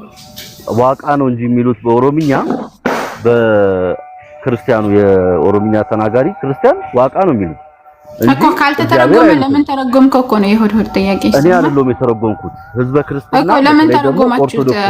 እሱን ነው እኔ የምቃወማለሁ። እሱን ካንቺ ጋር ሁሉ የምቃወመው ለምንድን ነው የምቃወመው? ስህተት ነው። አዎ ስማይ ተረጎመ ማለት ነው። ወይ አሁን አንቺ አላህ ብቻ አትዩ ማንን ትይዋለሽ? ጌታዬ ትይዋለሽ አንዳንዴ አይደል እንዴ? ረብ የሚለውንም እሱ ነው የራሱ ነው ያወጣው። ረብል ዓለሚን የዓለማትን ጌታ ብሎ ራሱ ነው ያወጣው። ስለዚህ ይሄንንም ራሱ ነው ያወጣው። እሱም ብቻ ሳይሆን አላህ Subhanahu Wa Ta'ala በራስሽ ለፈጣሪሽ የምትሰጪው የተለየ ስያሜ የለም? በፍጹም የለም። አላህ ቁርአንና ሐዲስ ላይ በተናገረው ብቻ ነው እኛ የምናወጣለት እንጂ አላህ ካልተናገረው ውጪ በፍጹም አንናገርም። ስለዚህ ያ ማለት የማዕረግ ስም ለመስጠት አለመስጠት እሱ መብት ነው። ግን ማዕረግ ስም ትሰጪዋለሽ አንተ ሁሉን ቻይ ነህ። በቃ እሱ መብት ነው እኮ ሁሉን ቻይ እንደሆነ ጌታዬ ስለነገረኝ ራሱ ስለነገረኝ ሁሉን ቻይ መሆኑን ራሱ ስለነገረ ሁሉን ቻይ ነህ እለዋለሁ። እንደዚህ ነኝ ስላለኝ እንደዛ ነህ እላለሁ። ኢላህ ስላለኝ አምላክ ነኝ ስላለኝ አምላክ ነህ እናንተ መብት ነው። ጌታ ነኝ ስላለኝ ጌታ ነህ። እግዚአብሔር የሚለው አላህ ነኝ ስላለኝ አላህ ብዬ እጠራዋለሁ። አልኻሊቅ ፈጣሪ ነኝ ስላለኝ ፈጣሪ ነህ ብዬ እጠራዋለሁ እንጂ የራሴን ስያሜ ወይም የራሴን ለቀብ አላወጣለትም እንደ ክርስቲያኖች። እሱ መብት ነው። አዎ በክርስትናው ግን ብዙ ስሞች ይሰጡታል። ሁሉም በገለጸለት ኢትዮጵያ ላይም በግዕዘኛ ቃል የተጠቀሙት ቃል የብሔራቶች ገዢ ለማለት የሚለው ፓርት ነው እንድታብራራልኝ የፈለኩት። እሺ በታችሁኝ በቃ እግዚአብሔር ምን ይላል መሰላችሁ? ባይብል ላይ እንደዚህ ከሆነ የምትፈልጉት እንደዚህ ነው ማድረጋችሁ። ዓለምና ሞላው የኔ ነው ይላል እና ብራብ ለአንተ አልነግርም። ስለዚህ ቢራብ እግዚአብሔር ምን ያደርግ ነበር? ዓለምና ሞላውን ጠቅልሎ እንደዚህ ይጎርሰው ነበር ማለት ነው። ይጎርሰው ነበር። እንደዛ ነው የምትረፍ። ይሄ ነገር እኮ ነው የሚያዝናና እኮ። እንደዛ ነው አርፋችሁ ማትቀመጡት። ጠየቀች አይደለም ለምን ቆመ ለምን አትመልስም ነው? ቆመስ ለምን አለ ይመልስ ነው ያለችው። አዎ እኮ ስታዳምጥ ነው የምመልስላት ዳግም። እሺ ጥያቄ አለ እስኪ ጠይቅ። አንተም እሺ ያው ልፍቀድልህ። ጥያቄ ካለ ጠይቅ። አዎ ይሄን ክፍል እስቲ አብራራ። ኦኬ ለውይይት ነው ወይስ እንዴ? ጠየቀችን አብራራው ነው ያልኩ። በቃ ዝም በልና አዳምጥ። እሺ ጾታ እኔ ቤት ስትመጡ እንዳትረሱ። እኔ በደብል ስታንዳርድ የተካምኩ ሰው ነኝና እንዳትረሱ። በኋላ አንድ ድንበር አልፋለሁ ካላችሁ ይሄ ድንበር ማለት ስትጠየቅም ድንበር ማለፍ ነው። አረ ልመልስልህ ነው ላንተ እንዴ? ምን ሆነ ነው እኮ ደብል ስታንዳርድ ያልክ እንትን ለማለት እኮ ተረጋጋ። ማን ምንድነው? ምላስ እሾክ ነው እንዴ? ምላስ ወይስ ሚጥሚጣ? ምን ሆነ ነው? ወይስ መንታ ምላስ ነው ያለ? እሺ ምን ይላል? ይሄና ይሄን የመሳሰሉ ጥያቄዎች አንድ ሶስት የሚጠጉ ናቸው። ምን ይላል መሰላችሁ? በሱረቱል አንቢያ ምዕራፍ 21 ቁጥር 17 ላይ አላህ ኦኬ አንዴ ይቅርታ ይቅርታ አንድ ጊዜ እንድታያችሁ በደንቡ እንድታያችሁ አንድ ጊዜ ይሄን ነገር ላብራው። እሺ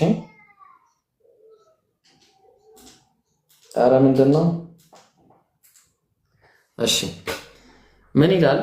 ለው አረድና አን ነተኺዘ ለህወን ለተኸዝናሁ ሚን ለዱና ኢን ኩና ፋዒሊን ይላል እና መጫወቻን ማለትም ልጅና ሚስትን ሊይዝ ብፈልግ ኖሮ በሻ ኖሮ አለ አላህ ስለ ችሎታ ሲያወራ ከኛ ዘንድ ባሉት እንይዝ ነበር አለ። ሁለተኛ ሱረቱ ዙኽሩፍ ምዕራፍ 43 ቁጥር 81 ላይ ቁል ኢን ካነ ሊረሕማን ወለዱን ፈአነ አወሉ ልዓቢዲን ለአራሕማን ልጅ ቢኖረው እኔ የመጀመሪያ ተገዢ ነበርኩኝ። ሁለተኛ ሶስተኛ ደግሞ ሱረቱል አንዓም አሁን እሷ የጠየቀችው ምዕራፍ 6 ቁጥር 101 ላይ በዲዑ ሰማዋት ወልአርድ የሰማይና የምድር ጀማሪ የሆነው አና የኩኑ ለሁ ወለድ ለሱ ልጅ እንዴት ይኖረዋል? እናንተ እንደምትሉት ደግሞ ወለም ተኩን ለሁ ሳሂባ እንግዲህ ሰው የሚገኘው ልጅ የሚገኘው እናንተ እንደምታስቡት ምን ብለው ነበረ ቁረይሾች? አላህ ጂኒዎችን አገባና መላእክቶችን ወለደ ብለው ይናገራሉ። ማን? የመካ ጣዖታውያን ማለት ነው። በተመሳሳይ ሁኔታ እነዚህ ክርስቲያኖችና አይሁዳውያን አላህ ልጅን ያዘ እንዳሉት ቁርአን ላይ እንደተናገረው ማለት ነው። ስለዚህ እንደዛ ብለው ሲሉ አላህ ደግሞ ምን አለ? እንዴ እናንተ እንደምትሉት እኔ አላህ ሚስትም የለውም እናንተ እንደምትሉት ልጅም የለውም እናንተ እንደምትሉት ተግባባን። ይሄንን ነው አላህ እየተናገረ ያለው። ስለ ባህሪ ነው የሚያወራው፣ ስለ ባህሪ ተግባባን። አና የኩኑ ለሁ ወለድ ወለም ተኩን ለሁ ሳሂባ ለሱ አጋር የሌለው ነው። እዛ ነው እንግዲህ ሱረቱ ሳፋት ምዕራፍ 37 ላይ ከቁጥር 150 ጀምሮ ፈስተፍቲሂም አሊ ረቢከል በናት ወለሁሙል በኑን ይላል። እነዛ የመካ ቁረይሾች ምን አሉ? እስኪ ጠይቃቸው ለመሆኑ ለአላህ ሴት ልጆችን አደረጉና ለራሳቸው ወንድን አደረጉ ይላል። እነሱ ዘንድ ሴቶች በጣም የተዋረዱ ስለሆነ ማለት ነው። እነሱ ዘንድ ከነ ህይወታቸው ይቀብሩ ነበር እና ለአላህ መላኢካዎችን ሴት ልጆች ናቸው በማለት ተናገሩ። የአላህ ሴት ልጆች ናቸው። አም ኸለቅነል መላኢከተ ኢናተን ወሁም ሻሂዱን መላእክቶችን ሴት አድርገን መፍጠራችንን እነሱ እርግጠኞች ናቸውን ይላል። አላ ኢነሁም ሚን ኢፍኪሂም ለየቁሉን ይሄ የእነሱ ቅጥፈት ነው የሚሉት ይህንን ነው አለ። ወለደ አላሁ ወኢነሁም ለካዚቡን አላህ ወለደ ማለታቸው ዋሽተዋል አለ። ከማን አስጠፈል በናቲ ዐለል በኒን እንግዲህ ከወንዶች ሴቶችን ልጆችን ያዘ የሚለው አካሄዳቸው ትክክል አይደለም። ከዛ ቀጠልና 158 ላይ ወጀዐሉ በይነሁ ወበይነል ጅነቲ ነሰባ በአላህና በሰዎች መካከል ዝምድናን በአላህና በአጋንንት መካከል ዝምድናን አደረጉ። አላህ አጋንንቶችን አግብቶ ማንን ወለደ አሉ? መላኢካዎችን ማለት ነው። ወለቀድ ዐሊመቲል ጅነቱ ኢነሁም ለሙሕደሩን እነዚህ ጂኒዎች ራሳቸው አጋንንቶች ምን ጀሃነም ላይ እንደሚጣሉ ያውቁታል አለ። እንዲህ አይነት ነገር በማለታቸው እነሱ ባይሆን አላህ ሱብሃነላሂ ዐማ የሲፉን አላህ ከሚሉት ነገር ሁሉ የጠራ ጌታ ነው። ኢላ ዒባደላሂል ሙኽለሲን እነዚህ አጋንንትም ይባሉ እነዚህ መላእክቶችም ይባሉ የአላህ ምርጥ ባሪያዎች ናቸው እንጂ እናንተ እንደምትሉት አይደሉም በማለት አላህ ያስተባብላል ማለት ነው። ጂኒዎችን አስመልክቶ አላህ ሱረቱል ጂን ምዕራፍ 72 ላይ ቁል ኡሕየ ኢለየ አነሁ እስተመዐ ነፈሩ ሚነል ጂን ፈቃሉ ኢና ሰሚዕና ቁርአነን ዐጀባ ከአጋንንት የሆኑ ከጂኒዎች የሆኑ ጭፍሮች የሚገርም አጃይብ የሆነ ቁርአንን ሰማን አሉ። የህዲ ኢለር ሩሽድ ወደ ቀጥተኛው ጎዳና የሚመራ ፈአመና ቢሂ በሱም አመንበት አሉ። ወለን ኑሽሪከ ቢረቢና አሐዳ በጌታችንም አንድንም አናጋራም አሉ። አንድንም ከዛ በኋላ ወኢነሁ ተዓላ ጀዱ ረቢና መተኸዘ ሳሒበተን ወላ ወለዳ የእኛ አምላክ አሉ ምን አሉ? እነዛ እንደሚሉት አለ የእኛ አምላክ ሚስትንም ልጅንም አልያዘም አሉ። ወኢነሁ ካነ የቁሉ ሰፊሁና ዐለላሂ ሸጠጣ የእኛ ግን ሞኛ ሞኝ የሆኑት እንደዚህ አይነት ንግግርን ይናገራሉ አሉ። ምንድን ነው የሚናገሩት? አላህ ልጅንና ሚስትን ያዘ ብለው ተናግረዋል። ይሄንን ነው አላህ ሪፊት የሚያደርገው። ተግባባን? አላህ ለይሰ ከሚስሊሂ ሸይኡን ወሁወ ሰሚዑል በሲር አላህ እሱን የሚመስል አንድም የለም ብሎ ተናግሯል። ሌላ ቦታ ላይ ፈላ ተድሪቡ ሊላሂል አምሳል ለአላህ አምሳያን አታድርጉለት ብሎ ተናግሯል። አምሳያ ከሌለው ደግሞ ወንድ ሴት የሚባል መላኢካ ሰው ፍጡር ነገር የሚባል ነገርም አይደለም። አላህ እሱን የሚመስል አንድም የለም። ተግባባን? ሱብሓነሁ ወተዓላ ዐማ የቁሉነ ዑሉወን ከቢራ ጥራት ይገባው ለአላህ ከሚሉት ነገር ሁሉ ከፍ ያለና ልቅናው የሰፋ ነው ጌታችን አላህ እንጂ አምላክ አላህ ሱብሓነሁ ወተዓላ ሴትም ወንድም አይደለም። ተግባባን? ይሄንን ይመስላል ዳግም። ከዛ ደግሞ እኔ መልሼ እጠይቃለሁ። ቦታዋን እንትን ጥያቄውን ያነሳችው እታችን ናት፣ አስወርዳታል። እሺ ዮሐንስ ምዕራፍ 11 አውጣልኛል። የዮሐንስ ወንጌል ምዕራፍ 11 ቁጥር 25 እሺ ኦኬ። ኢየሱስም አላት ትንሣኤና ሕይወት እኔ ነኝ፣ የሚያምንብኝ ቢሞት እንኳን ሕያው ይሆናል አለ። ትክክል ነው። ያመነበት በኢየሱስ ጀነት ነው የሚገባው። እኛም እናምናለን። ትንሣኤም ሕይወትም እሱ ነው፣ ኢየሱስ ነው። ሞቼም ነበር ይላል። ሞቶ ነበረ። አምላክ ግን አይሞትም በስጋ እኛ አምላክ ይሞታል የሚል አንድ ክርስቲያን የለም። አንድ ኧረ አለ። የቱ ጋሽ በስጋ ሞት አይልም? አምላክ በስጋ ሞተ ይላል። አምላክ አይደለም ኢየሱስ በስጋ ሞተ ይላል። ስለዚህ ኢየሱስ አምላክ አይደለም ማለት ነው። ኧረ እባክህ በስጋ ሞተ ብለና መለኮት አይሞትም። አንተ ስጋ ይሞታል ነፍስ እንደማይሞቱላ መለኮት ካልሞተ ኢየሱስ አምላክ አይደለም። አለቀ።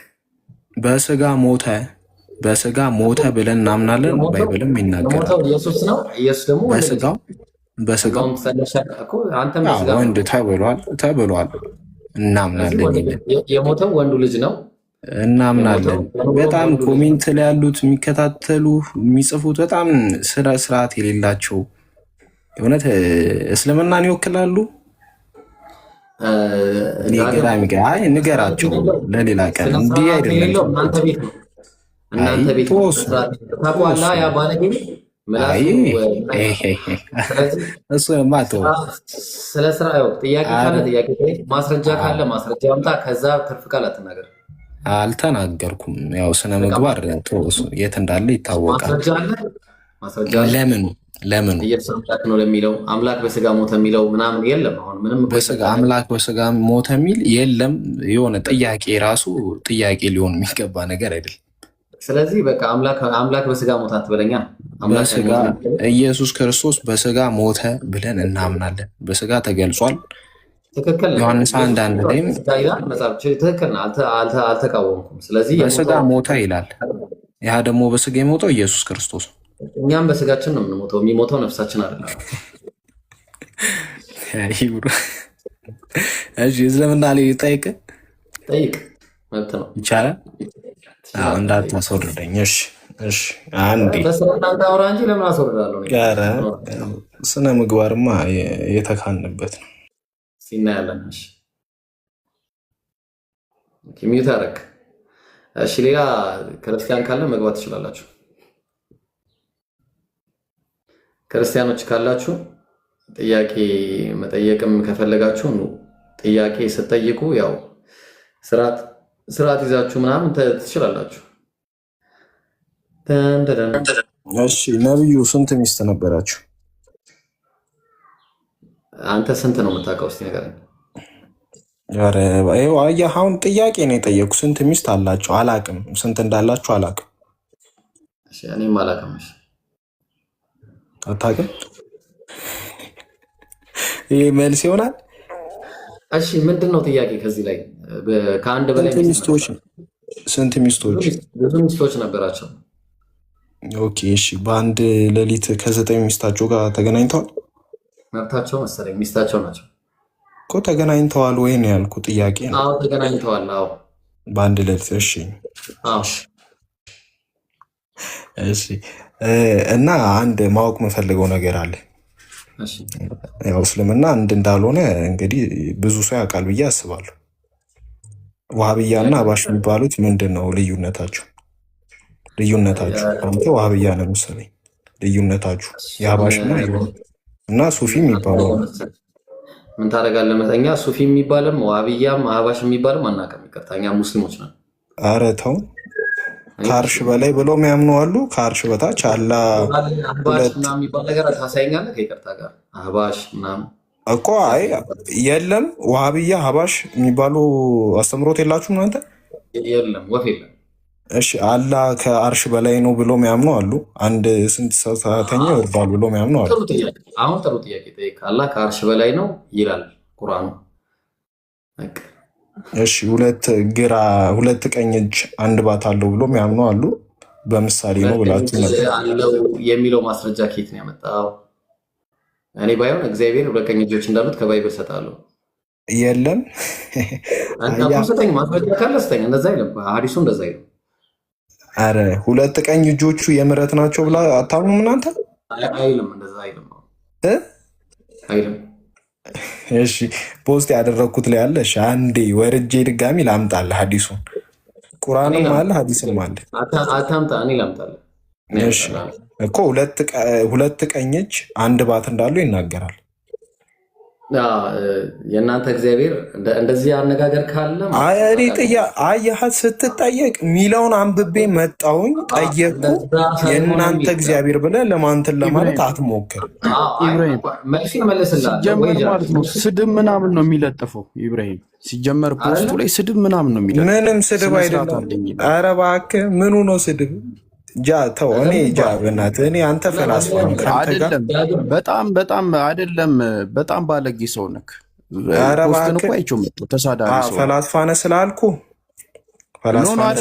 አላህ ይስቃል ብለህ የምታምን ሰው ኖ አንድ ነገር ልንገርክማ። የእግዚአብሔርን ስዕል ስሎ ያሳይክ። የእግዚአብሔርን ስዕል ስሎ ያሳይክ። እኔ ከአንተ ጋር ወላሂ ሳልና ያሳይክ። አሁን ራሳችሁ ላይ ቆመ መመለሳት እኔ ወላሂ የእግዚአብሔርን ስለ ብታሳየው እንትን ይላል። አንተ አሁን ማለት እንደናንተኛ እንወርድም። ኧረ ጃ በእናትህ ኧረ ሚውት አድርግ በእናትህ። አይደለም ቆይ የለጠፍኩት ያው ፈላስፋ ሰው ነኝ ስለማልወድ ቆይ የለጠፍኩት ኢብራሂም ከኔ ጋር ነው የሚያወራው። ኧረ ከአንተ ጋር ነው ከአንተ ጋር የሐዲስ ክፍል አለ አይደለ? አውጣው። የለጠፍኩት ላይ የለጠፍከውን ስልክ የት ነው ያመጣከው? ቶ አለ የለም ነው አሁን ቶ ጥያቄ። የለጠፍከውን ስልክ የት ነው ያመጣከው? ጥያቄን ትቀጥላለህ። የለጠፍከውን ስልክ የት ነው ያመጣው? አሳትሜው ልበልህ እኮ። ከየት ነው ያመጣከው? አሳትሜው እኮ። ማን ነው እሱን የአላህ ፎቶ ነው ብሎ የሰጠክ? አረ ሐዲሱ ይናገራል በእናትህ። ኖ ስለ ስዕሉ ነው እያወራ ያሉት፣ ስለ ስዕሉ። አሁን ጃኔ አንተ ፈላስፋ ነህ፣ ዞረ ጥያቄዎችም ቤትም የማይመታ ስላልሆነ ከኔ ጋር ነው የምታወራው፣ ከማንም ጋር አታወራም። እኔ ከአንተ ጋር ደግሞ ከማወራ ቦርድ ስዕሉን ከየት ነው ያመጣከው? አለ ይስቃል ብለህ የምታምን ሰው እኮ ነህ። ውረድ። ይስቃል ደስ ሲለው እንትን ትወርዳለህ። አንዴ ጃቢ አሁን አንዴ ጃቢ ይቅርታ፣ ወላሂ ራስህ ላይ መመለስ አሁን እንደፈለግህ ታወርተህ ልታስወርደኝ ማለት ነው። አንተ ብራዘር ቆይ አንድ ጊዜ እሺ። ምን ሆነ ነው? እኔ ወላሂ ነው የምልህ እንደዚህ አይነት አካሄድ ከመጣ ማለት ነው ነፍስን እስከምጠላ ድረስ ነው። አካሄድ አይደለም ያለ ነው የተጻፈው ነው የነገርኩህ። ጥያቄህን እመልስልሃለሁ። አርፈህ እኮ ይላል አይደለም? እሺ ሁለት ቀኝ እጅ አንድ ባት አለው ይላል አይደለም? ሁለት ግራ እግር ነው ያለው። እመልስልሃለሁ። ቆይ አንዴ እንደዛ ከሆነ ልመልስልህ እኮ ያንተም መልስልኝና ይሄን ደግሞ አብራራለሁ። እግዚአብሔር ላይ ነው የምዘምተው። ዝም በልና አዳምጥ። ያንተም መልስልኝ። አንተ ላይ ቆመ መልስ። የኔን ነው የምመልስልህ። የኔ የራሴን የትም ሳልሄድ ማለት ነው። ይላል ሁለት ቀኝ እጅ አንድ ባት አለው፣ ሁለት ግራ እግር እንዳለው ይላል። ትክክል ነው። አታውራ አይልም ቁርአኑ አይልም። አንድ ባት አታውራ አይልም። ላሳይ ነው። አታውራ። ኧረ እሺ በቃ እግዚአብሔር ምናምን ብለህ እንትን አትበል። አሁን የራስህ ላይ ቆመ መልስ። መጀመሪያ ዝም በል። በቃ የራስህን መልስልኝና የኔን ጠይቀኝ። እኮ ዝም በልና አዳምጥ። ልመልስልህ። የኔን ጠይቀኝ መጀመሪያ የራስህን እኮ ልመልስልህ ነው። እሺ ቆይ አንድ ጊዜ ተረጋጋና፣ ማን ወዳጃችን። እሺ አንዴ ፋይሉን እያወጣሁልህ ነው። ተረጋጋ። እሺ ከኔ እጅ የትም አታመልጥም። የሚገርም ነገር ማለት ነው። ፋይሌን አንዴ ላውጣልህ። እሺ ጎበዝ፣ ትክክል። እናንተ እኮ እንደ ጀግና አይደለ እንዴ? ምን ሆነ ነው? ያውና ምን ሆነ ነው? በጊዜ ሰተን ማውራታችን ራሱ በነገራችሁ ላይ እዚህ ላይ እመጣለሁ። እሺ ተመልሼ መምጣት አይቀርም።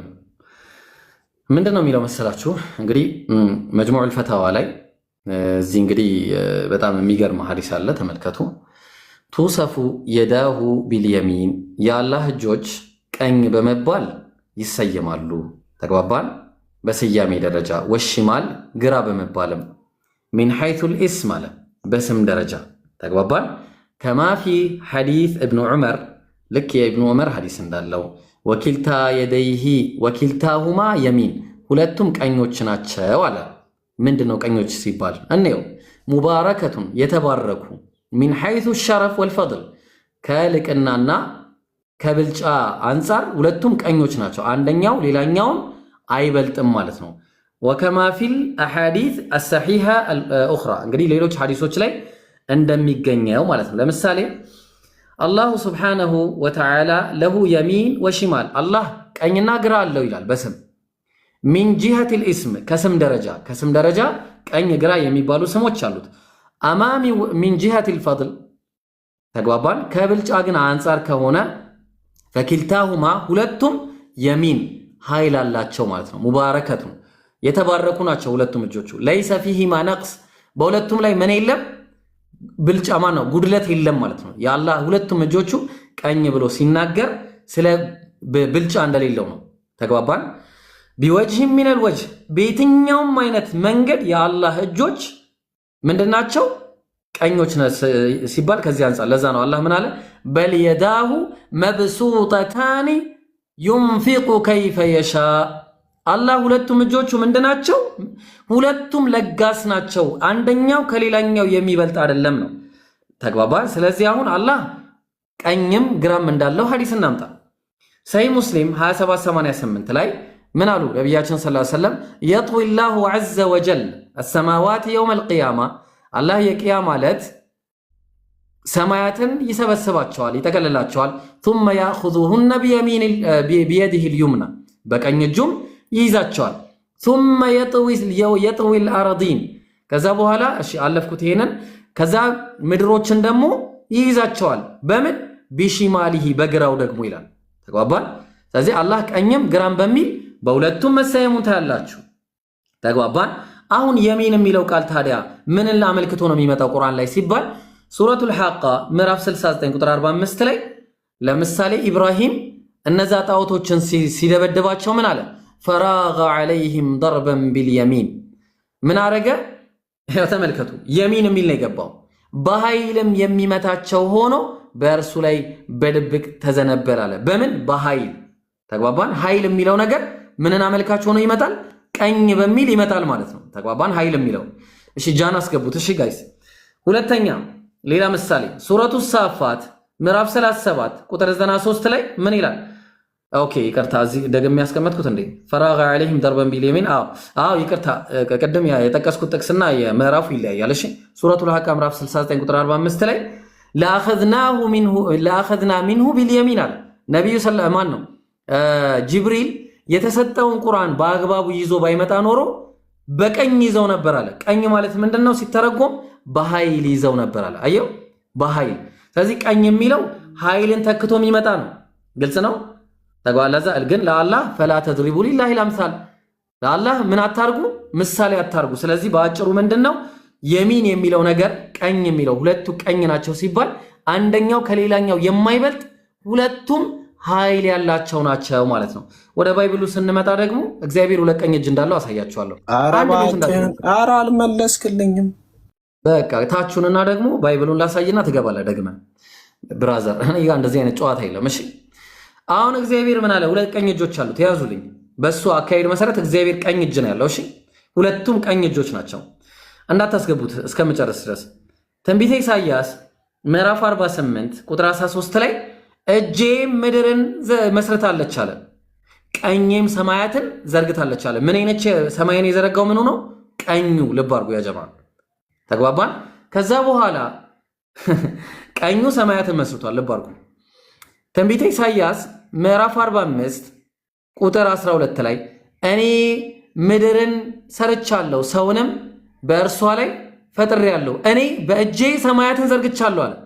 ኦኬ እግዚአብሔር በእጁ ሰማያትን ከሆነ የዘረጋው ቀኜ ሰማያትን ዘርግቷል ካለ እግዚአብሔር በእጆቹ ሲዘረጋ ምንድነው ያደረገው? የዘረጋው ቀኝ። ሁለቱ ቀኝ እጆች ናቸው ማለት ነው። አያችሁ የእግዚአብሔር ሁለቱም እጆች ቀኝ ናቸው። ይኸው ሃንድስ ነው የሚለው ሃንድስ የዳይ ብሎ ነው ያስቀመጠው። የዳይ ማለት ምንድነው? ሁለት እጆች ናቸው፣ ጥንድ ነው። ተግባባን። ስለዚህ እግዚአብሔር ሁለት ቀኝ እጆች ናቸው ያሉት። ያው እግዚአብሔር ሰማያትን በቀኙ ሰራ። አያችሁ በእጆቼ in my hands የዳይ አያችሁ የዳይ ነው የሚለው። ዕብራይስጡ ምንድነው የሚለው? የዳይ ደግሞ የዲ ቢሆን ኖሮ እጄ ነበር የሚሆነው። የዳይ ማለት ደግሞ ምንድነው? ሁለት ጥንድ እጆች ማለት ነው። ስለዚህ እነዚህ ሁለት ጥንድ እጆቹ ደግሞ ቀኞች ናቸው። አያችሁ? ቀኞች ናቸው። ያው እግዚአብሔር ሁለት ቀኝ እጆች ናቸው ያሉት። ወላሂ ለምታመጡት ለእያንዳንዱ አለ ለምትሉት ጥቅስ አለ ለምትሉት ነገር ደብል ስታንዳርድ የማላመጣው ነገር የለም። ወደዳችሁም ጠላችሁ ማለት ነው። ስለዚህ አሁን በአግባቡ ጥያቄ እኛ ኢየሱስ አምላክ ነው ብለን እንጠይቃለን። እናንተ የምትጠይቁት ደግሞ እሺ፣ አሁን ጥያቄው ተመልሷል። ሌላ ጥያቄ ካለ ቀጥል። ጥያቄ ሌላ አለ?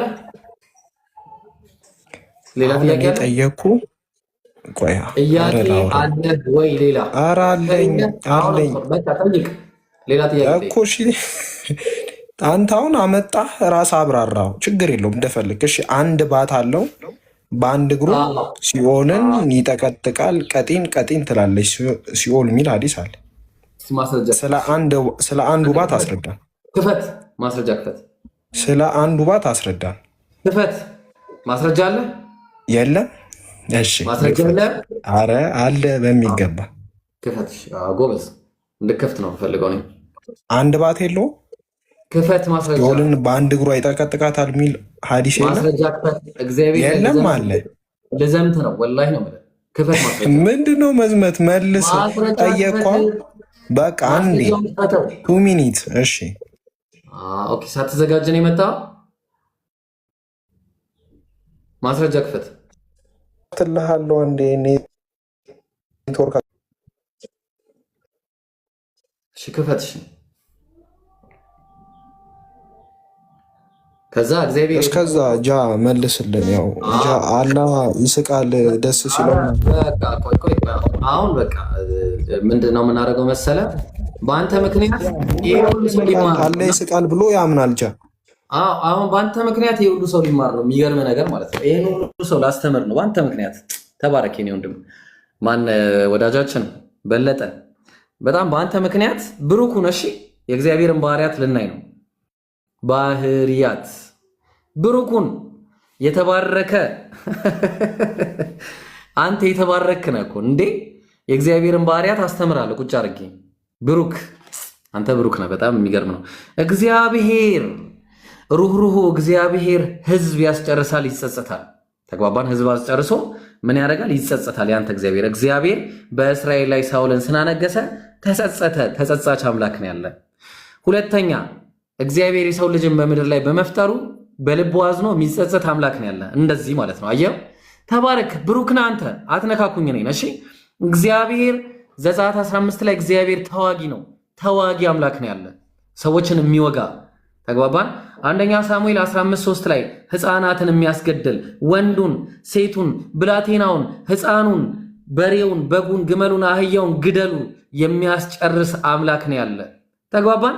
እንቀጥላለን። ገና አምላክ ያፏጫል። ያንተ አምላክ ኢሳይያስ 7:18 ላይ በዚያም ቀን እንዲህ ይላል፣ እግዚአብሔር በግብፅ ወንዝ ዳርቻ ያለውን ዝንብ በአሦር ሀገር ያለውን እያለ ይጠራል። ያንተ አምላክ አንተ ስለመሳቅ ነው አይገርም?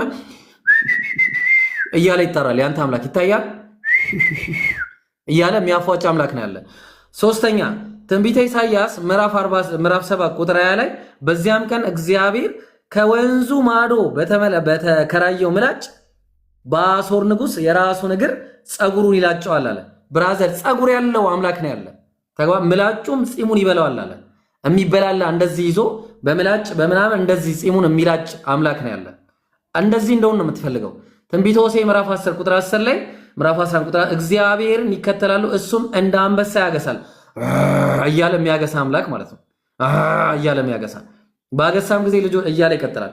እሺ እግዚአብሔር አንደኛ ቆሮንቶስ ምዕራፍ 1 ቁጥር 25 ላይ ከሰው ይልቅ የእግዚአብሔር ሞኝነት ይበልጣል። እግዚአብሔር ሞኝ ነው ይላል መጽሐፍ።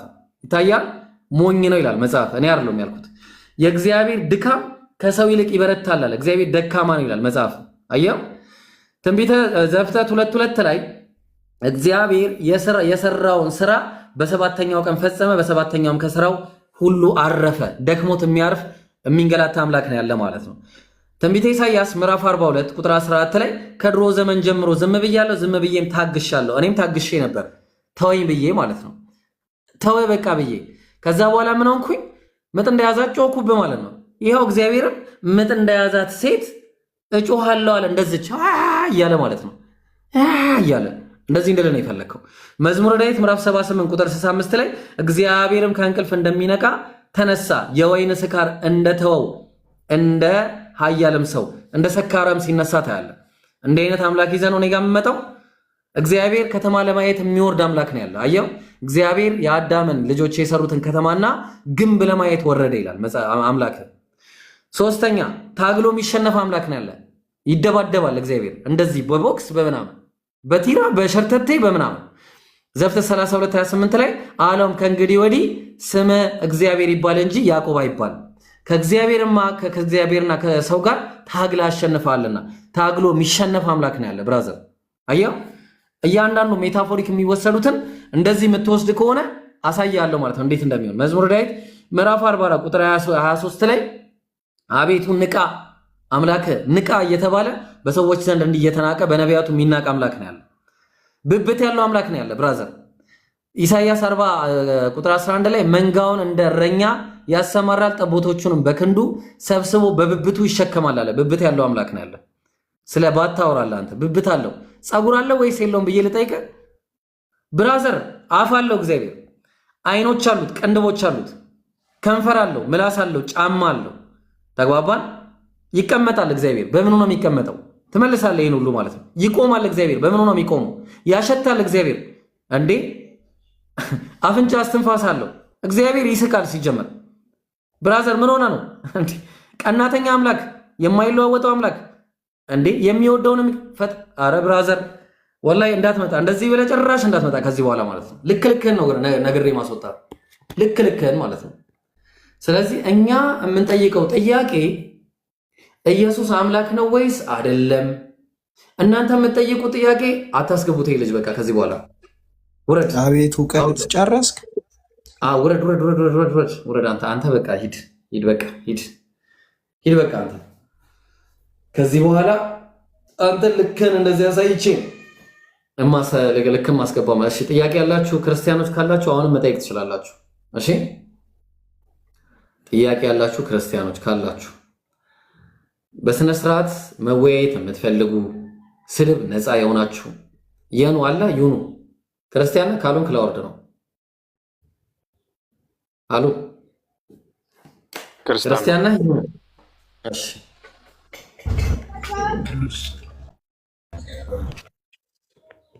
እሺ ይኑ አለ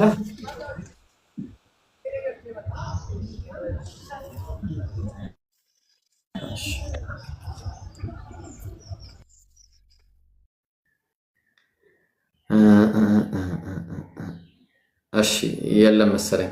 እሺ ባት ያለውን አስረዳን። ትክክል ናችሁ። እሺ እሱ ማስረዳት አለብኝ። አላህ Subhanahu Wa Ta'ala ወየውመ ዩክሸፉ ዐን ሳቅ፣ እንግዲህ የባትን በሚገለጥበት ቀን ይላል አላህ። እንግዲህ ይህን ነገር በሁለት እይታ ማየት ይቻላል። የዛ ቀን ክብደትን አስመልክቶ የተናገሩ ዑለማዎች አሉ። አይ አላህ ሊትራሊ ስለ ባት ነው የሚያወራው፣ ግን እኛን የማይመስል ከሰዎች ጋር የማይመሳሰል አላህ ልክ እጅ ተብሎ እንደተገለጸው ሁሉ ባት ተብሎ ተገልጿል የሚል እይታም አለ። በሁለቱም ብንሄድ ችግር የለውም። ምክንያቱም አላህ ለይሰ ከሚስሊሂ ሸይኡን፣ አላህ እሱን የሚመስል አንድም የለም። ጀሰድ አይደለም አላህ። ተግባባን? አላህ እኛ እንደምንለው አካል አይደለም። ተግባባን? ስለዚህ ያን ያለው ነገር አላህን የሚመስል አንድም የለም። እሱ ሁሉን ሰሚና ተመልካች ነው። አምላክ አላህ Subhanahu Wa Ta'ala እውቀት አለው። እኔና እናንተም እውቀት አለን። ተግባባን? ሶ አምላክና እኛ አንድ ነን ማለት ነው። የአምላክና የኛ እውቀት አንድ ነው? ኖ አምላክ ያያል። አምላክ ያያል ማለትና እኛ እናያለን የሚለው ነገር በጭራሽ ከኛ ጋር የሚገናኝ ነገር አይደለም፣ በጭራሽ። ስለዚህ አምላካችን አላህ Subhanahu Wa Ta'ala እሱ በሚገባውና ለሱ በሚያምርበት ሁኔታ ባት አለው። ለሱ በሚያምረውና ለሱ በሚገባው ሁኔታ አላህ እጆች አሉት። ለሱ በሚያምርና ለሱ በሚገባው ሁኔታ አላህ ፊት አለው። አላህ ለሱ በሚገባና ለሱ በሚሆን ሁኔታ ለሱ የሊቁ ቢጀላሊሂ እግር እንዳለው አላህ ነግሮናል። ሶ አላህ ከነገረን ውጪ ደግሞ መናገር አግባብ አይደለም። አላህ የነገረንን እንናገራለን፣ ያጸደቀውን እናጸድቃለን። አላህ ያልነገረንን ደግሞ ዝም ነው የምንለው። የለውም አለውም ብለን ምንም የምንናገረው ነገር የለም። ተግባባን። አላህ ከሰዎች ጋር ከፍጡራን ጋር አታመሳስሉኝ ስላለ ከዚህ አይነት ጥያቄ ጋር ዲል የምናደርግበት ምንም አይነት ምክንያት የለንም ማለት ነው። ኦኬ በስርዓት ማውራት ወይ ጃ እንትን እኔ ደግሞ ምን ሐሳብ አለኝ መሰለ፣ እኔ አሁን ክርስቲያኖች እግዚአብሔር ልክ እንደኔ አይነት እጅ አለው ብዬ አምናለሁ። እንደኔ አይነት ጥፍር ያለው ምናምንና በአሁን ሰዓት አሁን ኢየሱስ ክርስቶስ በሰማያት ነው ያለውና ይንቀሳቀሳል ነው ይበራል ነው አየር ላይ እንዴት ነው የሚሆነው? ማለት ኢየሱስ የሚኖርበት የማይኖርበት ቦታ አለ ማለት ነው። ማለት በቃ ኢየሱስ በቃ የሆነ ቦታ ካለ የሆነ ቦታ የለም ማለት ነው። እና እንዴት ነው የሚረዱት ይሄንንስ? እና በነገራችን ላይ አንድ በጣም የሚያሳዝነኝ ነገር በጣም የሚያሳዝነኝ ማለት ነው አንተ ካነሳቸው ጥቅሶች ውስጥ አንዳቸው ጥቅስ በቁርአን ውስጥ ቢኖር ኖሮ ጉዳችን ፈልቶ ነበር። እውነቴን ነው። ቁርአን ውስጥ ቢኖር ኖሮ ጉዳችን ፈልቶ ነበር። እና አሁንም ምንድነው እግዚአብሔር ልክ እንደኔ አይነት እጅ አለው፣ ጣት አለው፣ ፀጉር አለው፣ አፍንጫ አለው፣ አይን አለው፣ ሁሉም ነገር አለው። እና አንደኛ ምንድነው ጥቅሙ ነው? ሆድም አለው። ምንድነው ጥቅሙ? ይህ አንደኛው በጣም የማነሳው ነገር እና ኢየሱስ ክርስቶስ በምድር ላይ እንደነበረው ተወስኖ ነው ወይ በዛስ ያለው ወይ? የምር አሁን ኢየሱስ የሆነ ቦታ መሄድ ቢፈልግ በአሁን ሰዓት ምንድን ማለት በእግሩ ነው የሚሄደው ወይስ ይበራል ወይስ ምንድን ነው የሚያደርገው? የምር እኔ ጥያቄ ማለት ነው እንዴት ነው የሚንቀሳቀሰው? ይሄ አንደኛው ጥያቄያችን ነውና እኛ እነዚህ ሐሳቦች እስልምና ላይ ቢሆኑ ኖሮ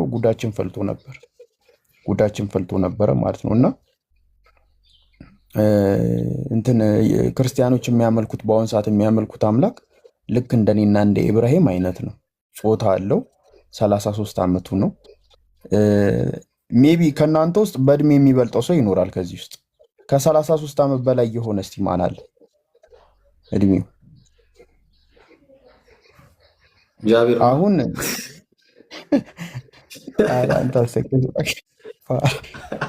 አይደለም እኔ ግን 18 ዓመቴ ነው። አንተ ደግሞ ይኸው አሁን መህዲ አለ። መህዲ ይሆን ከእድሜው ይበልጣል፣ ከእግዚአብሔር ከክርስቲያኖች አምላክ ይበልጣል እድሜው። አስቡ እንዴ! ማለት እንዴ! እውነት እንዴት ነው ይሄ ነገር የሚሆነው? እንዴት ነው ትሪት የሚያደርጉት? እና ይሄ ነገር አንዱ በጣም የሚያስገርመው ነገር ነው።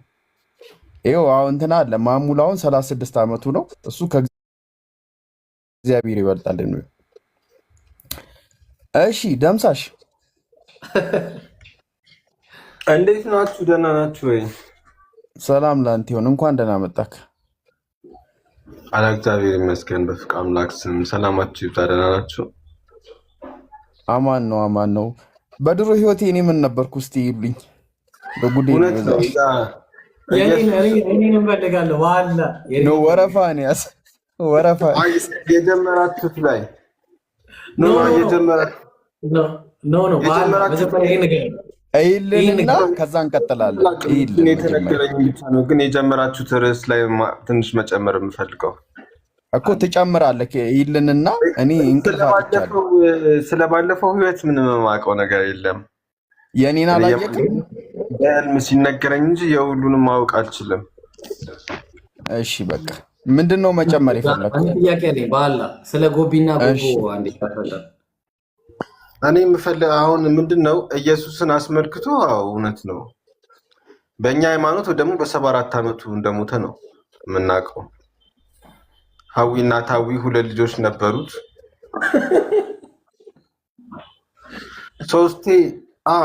ሶስቴ ደፍሯል ኢየሱስ በእኛ እውነት። አይ ተው ፍቅር ሲዘም እንዴ ምን ሆነ ነው? ተው ይቅር። ይሄንንማ አንድ አይ እኔ አልፈቅድልህም ወላሂ ይቅርታ። በእኔ ቤት ኢየሱስ አይሰደብም። እኛ እኮ ኢየሱስን እኮ አንጠላም። ቅዱስ ኢየሱስ ነው፣ ቅዱስ ነው፣ ነብይ ነው። ጥላቻ የለብንም። ኖ አይ ኢየሱስ 3 ደፍሯል የሚል ምንም አይነት ማስረጃ የለም። ይህንን የተከበረ የአላህ ነብይ አያረግም፣ ወላሂ አያረግም። ዒሳ አለይሂ ሰላም የአላህ መልእክተኛ ነው፣ የአላህ ክቡር የአላህ መልእክተኛ ነው። በጭራሽ ይሄን አልፈቅድልህም። ፍቅር ሲዝም ከይቅርታ ጋር አሁን ባይሆን የቅድሙን ነገር ብትነግረን ደስ ይለናል።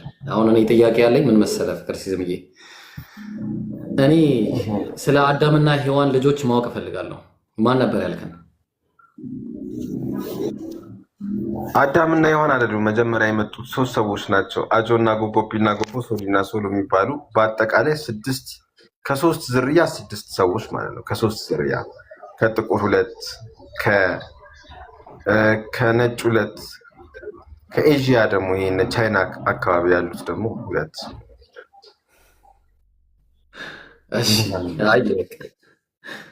እሺ ጃዊር የምታወራው ነገር ካለ አውራው። ይቅርታ እፎይ ለምንድን ነው እንደናንተ ቤት መጥቶ አይወያይማ? እዛው ቤቱ ነው ከናንተ ጋር ካንተ ጋር አይወያይም?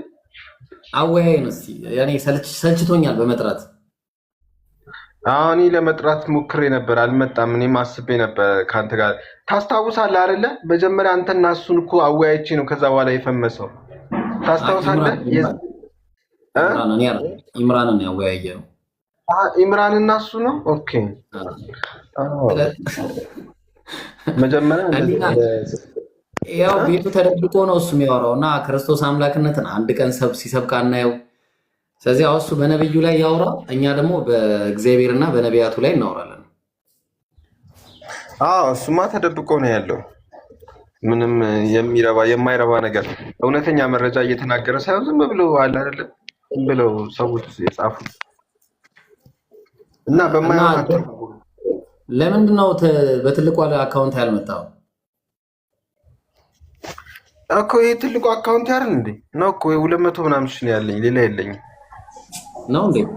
ኦኬ እንዴ እንደዛ ነው ተከ ምክንያቱም እኔን መች ፎሎ ያደርጉኛል እኮ ፎሎ እኮ ብዙም አያደርጉኝም እኔ እንዴ ሃይማኖት